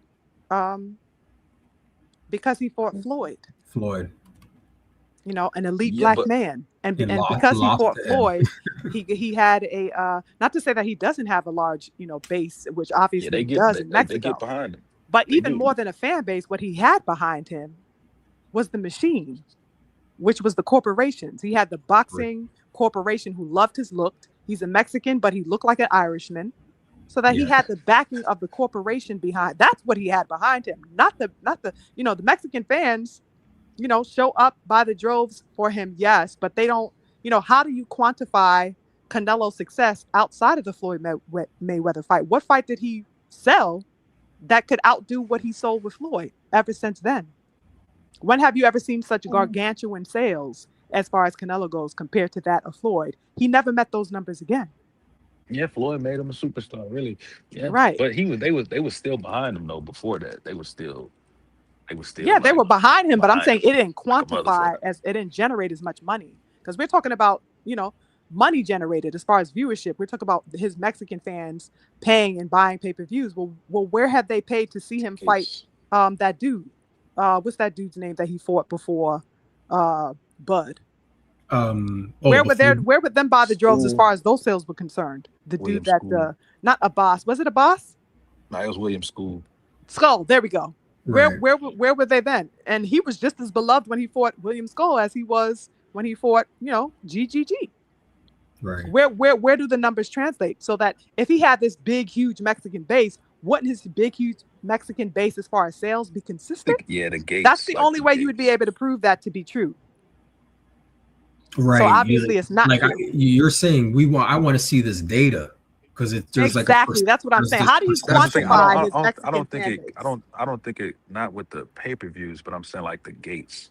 Like the gates, the stadiums, and it's a reason why he's getting paid all this fucking money. The money's coming from Yeah, somewhere. because he has a machine. He's thoroughly promoted. He's promoted. That's why. Because He I'm has a thinking corporation boxing is behind him. nothing without the black fighter. Like we're more valuable than they want us to think we're not valuable as fans Exactly. and as boxers. But the talent is black. Exactly. It's other people too, but I'm talking about what makes the sport what it is. Yes. I'm just Or- saying or- this. I feel like yeah. black people don't support as much or as they should Mhm. as Hispanics do or UK fans do. Like we was just talking about, we got black guys that are clowning Devin for being cheated by a fucking racist who went on a racist rant, and it's just like that. Like that's what I'm saying. Like Yeah. you got. I think what y'all saying is right, but I'm saying I just feel like it's a lot more, like I said, consumerism on Hispanics' part in terms of actually, fight parties. Because I've seen my neighborhood full of Hispanic. Every fucking Saturday on every damn near street, it's a fight party and it's all Hispanic. So it's like black people, we not paying for I'm that thinking shit. of your location too. I mean, Yeah, I'm in exactly. Texas. You Right. live in Texas. Yeah. But we could Right. also account for, let's say, the barbershops. What are we talking about in the barbershops? You know what I mean? And I know because I long for I don't know how many years because I used to cut my hair. Well, yeah, I'm in Dallas, man. So a lot So of it's like guys are not really into barbershops boxing. are what keep boxing alive. Like regular day-to-day avenues, so that we have our own forums and circuits where diehards sit and converse about the sport that we love, so that the quantifying of a level of passion and support behind the fighters is multifold, and it cannot be calculated because nobody is looking at, let's say, getting the Nielsen ratings on a Mexican home and a black home within a 50-mile radius and saying, okay, this is the comparison between how many is tuning in and how many has purchased a pay-per-view in the Mexican home versus that of a black home. That's not happening. And so that's why I say it's not quantifiable to see what demographic supports, more than the other. That's impossible to quantify. But there is a propaganda, which is I'm saying to be careful of, that tells you that such and such. Just like we heard that white dude, what's this motherfucker's name? Kellerman. In the promotion of the Bud and Canelo fight, where he was telling the audience, "Oh, the Mexican fan base has kept," but this is propaganda. Yes. Propaganda. They make sure to inculcate you. They inculcate you, brainwash you. It's brainwashing. They're trying to hoodwink us. And yes, and it's not only happening to us; they're brainwashing the Mexican too. Right, they believe everybody's getting the same messaging. How we digest that is different, right? Because the messaging is the same, but we're receiving two different messages at the same time. So the Mexican, in hearing that he is the most vehement, passionate supporter of boxing, is taking that in and saying, okay, well, I run boxing, and he gets to build up his ego off of that, where the black man and black woman who watches boxing just as much and just as fiercely and passionately as any other person does, his messaging and her messaging in our community is being said, well, we don't matter, which couldn't be the furthest thing from the truth. Yeah. I'm really thinking about this when you see. They definitely got a lot of ego, man. Like, look at Ryan, like. Right. They feel like they just they feel like, and that very ego is what led him to take PEDs to face the most elite black man of his contemporaries. Because he has to be pumped up in order to face him, and that's the mindset all across boxing. They have to pump themselves up to face elite black warriorship. Yeah, what y'all just said, it's like what you just said is right. Like I said, that's why it gives me more reason to look at guys like Keyshawn, what he just say a couple weeks ago? What's the Mexican guy that just walked up to him and we run? Oh, I heard about that. Y'all do, like, bro, shut the fuck up, like. Yep. It's like they just be so ready to bow down and it's like because they think that's where the money is. Like, I want. They think that's where the money is. I want the Mexican fans to embrace me. Like, bro, they never gonna fucking embrace you. Like, we were just saying that they're never gonna do it, bro. Like I said, I go to Vegas a lot. and there's a lot of, it's Vegas, so there's a large Latino population out there. So Yeah. there's sort of dynamics out there that you have to navigate when you're out there. I've never gone to a fight out there, so I want to see what those dynamics, like a Devin's fight, like who's going to be in the building, It's gonna Yeah. Um, be heavily. It's gonna be heavily expanded. But we all need to meet up and we all need to that's get to the yeah. fight, man. The whole Yeah, community that would be online so dope. Yeah, we touched on that earlier as I well. really One think, one of yeah, these days. well, for real. I really think this fight is but it might be too soon for folks, this economy, and just Yeah. everything. You got to get a I'm plane saving. I'm ticket, saving and for that then Shakur and Devin fight. I'm saving. I'm being front row at that. I I'm feel saving you. Me that. too. If they have to That's the make that best fight, fight. I would Oh definitely. I don't care God, where on Earth, on Jupiter, on damn. I don't care where that fight is. I'm gonna be there. I'm gonna be there, bro. I see, swear. Shakur doesn't even know how. The whole world will hear about that fight if those two fight, Devin and Shakur. Exactly. How much money You know they're how gonna much make? How that's much going to be a global event. That That's is going to be the the fight legacy. of this era. Like there is no fight that's going to supersede that. No fight it's That's that's one going of to the. supersede that. none. It's Yeah. literally two pound for pound Black American fighters fighting. Exactly. They're both pound for pound. One of the Exactly. best skill matchups probably Oh ever. my goodness. Yeah, there's just so much that we're missing out. Like history is like where it's like a lost generation. It's sad. Absolutely. It actually makes me sad. Me It is, too. bro. When I It think does about it. because it's a Yeah, it's Devin is making modern history. Like they gonna make a movie about all of this shit, bro. I swear to God, they are. Like they gonna make a movie about all of this shit, man. Like the racist shit, the eating, the hatred, they're gonna make a movie about this, man. Maybe 50, 20, 30 years from now. Yeah, I And wouldn't it's be a lot of black people surprised. on the wrong side of fucking history. That's what's sad. It's a lot of black folks on the wrong side of history, man. They gonna they gonna be, yeah, Devin, I was on his side the whole time. They was clowning them, and you know Uh-huh. that's how it's gonna be, man. I promise, man. I That's yeah. how I it promise mean, it's always gonna be is. like that.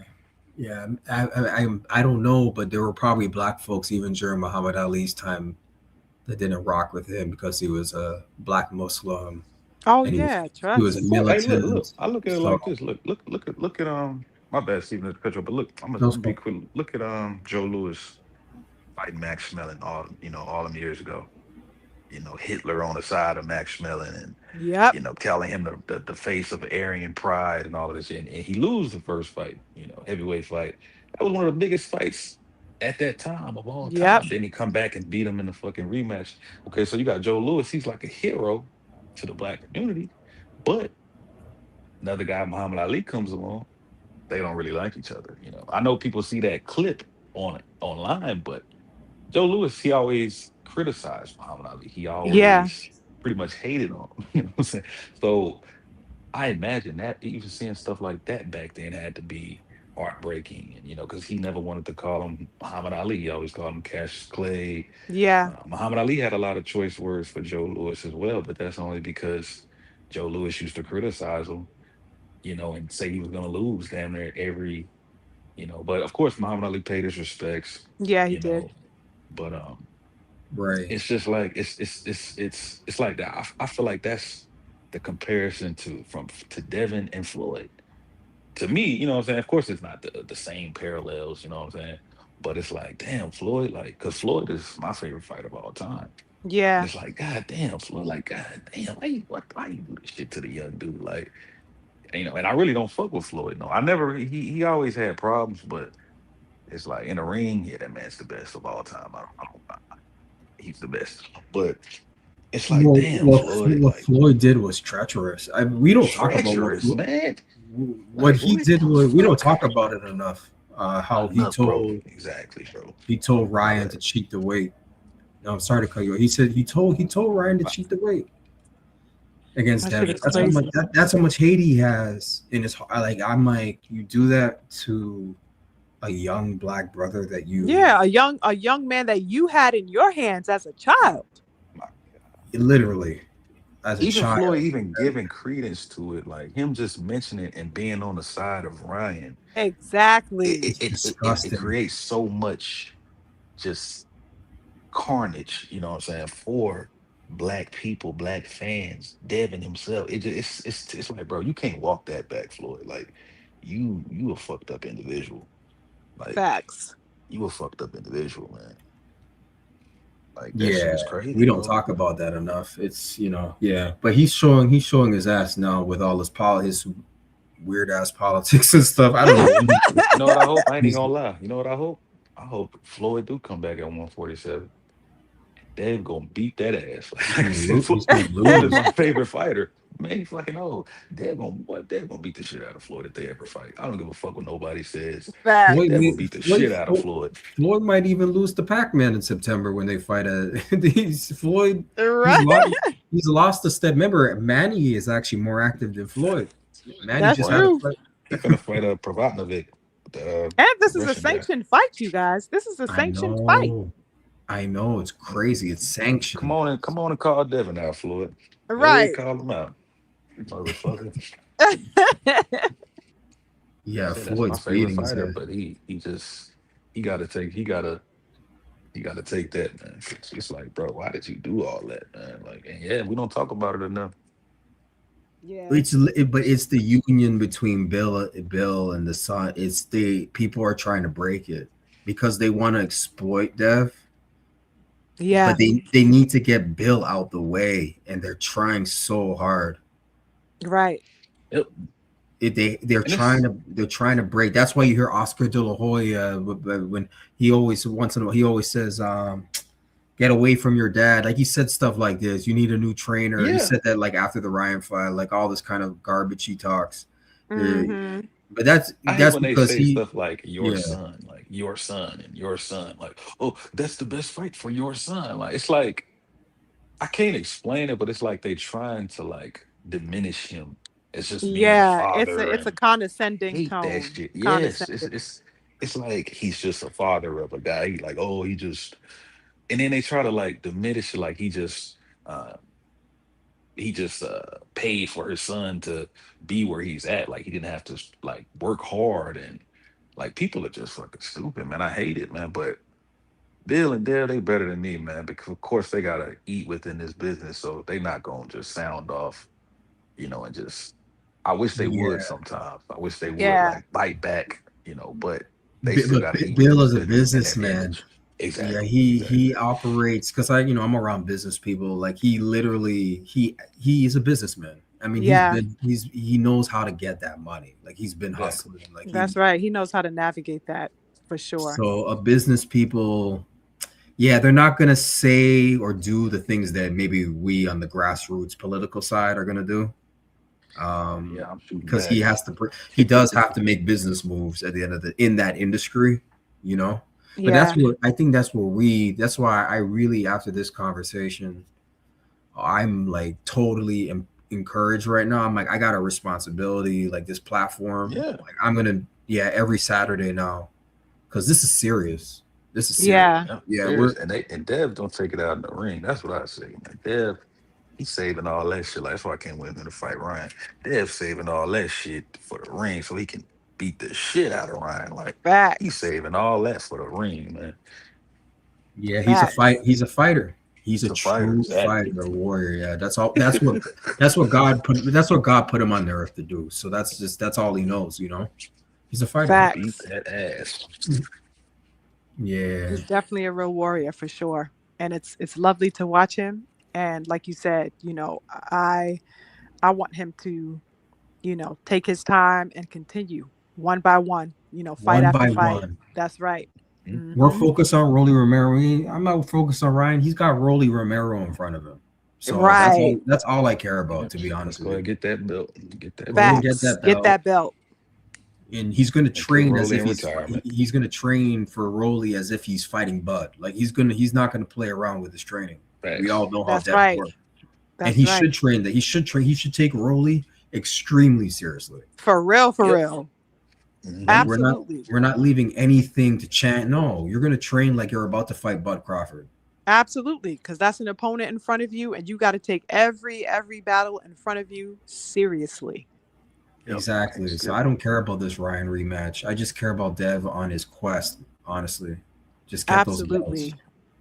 Oh yeah, you Uh, beat the guy who beat Ryan You know, you didn't lose in the build up fight. You come back and whoop the guy who Ryan. I mean, who beat Ryan. You know, yeah, you that's legacy, man. His For I real. legacy. don't care to That's see all the that Ryan matters. free rematch, but I do want to see it because I know Devin gonna whoop his ass. But at the same time, everything Ryan did, yeah, it's just like, who's to say Ryan won't lose his fucking next fight? But it's I still want to see it, but I get what you're saying, Steve. Yeah, it's one fight I at a get time, and God will hmm make it happen if it's meant to be. right, Exactly. right. So I don't want to keep y'all. I don't know. We've been we've been Nah, it's cooking, all good. It was because I definitely, know it's Saturday night. yeah, nah, for real. But this was absolutely a pleasure. I'm glad you put your foot in there and stood 10 Absolutely. toes on doing I your pre- live. yeah. Yeah, I salute definitely to look both of forward y'all, to you man. continuing, Mhm, and mhm. making a little groove in the Saturday nook for yourself. You know what I'm saying? Mm, It'll be wonderful to join Mhm. you. So I look yes. forward to whatever other discussions you have coming up. I'm going to be in the building, in the chat, or if you want me to call in, I'll call in if you want to, if there was a topic, whatever. But I Right. love that you've begun the journey. So definitely continue on, and I look forward to more. And you already know I'm going to be here with the support for sure. I appreciate you, Queen. Thank you so much. I'm empowered, and yes, it's definitely going to be a weekly thing. And you're going to see me tomorrow, obviously, on your show. So Salute Yes, Steve yes, I and look X. forward to that. yes, Salute Sugar salute, Free, man. Love salute to Salute to to both of you, y'all. B. DP. It was wonderful talking to you. Wonderful. Officially introducing ourselves to you. So thank you Mhm. for a wonderful conversation. I definitely enjoyed your insight as well. Love to both of y'all, man. Absolutely. Salute to y'all. Have a great evening. I Great mean evening. that Yep. from the bottom of my heart. And thank you so much for clicking the link, and just you Got really you. inspired me. So I Yes, appreciate both of you. We yes. And here. salute to all the family in the building today. It was wonderful. Oh, salute to DP who also called in. All the brothers and DP, sisters who pulled up on you. You know what I We Sister mean? here. Cam, click the links. Sister Shaquila Fields is in the building here for Yes, boxing. Daryl Anderson, DP Rock, yeah. everyone that came through. Thank you so Facts. much. All right, Yep. Now King. I'm I'll finna catch have you me a on the drink. next one. Yeah. Give me a drink now. All right. All right. All right. Yeah. Peace, King. Salute, Queen. Okay.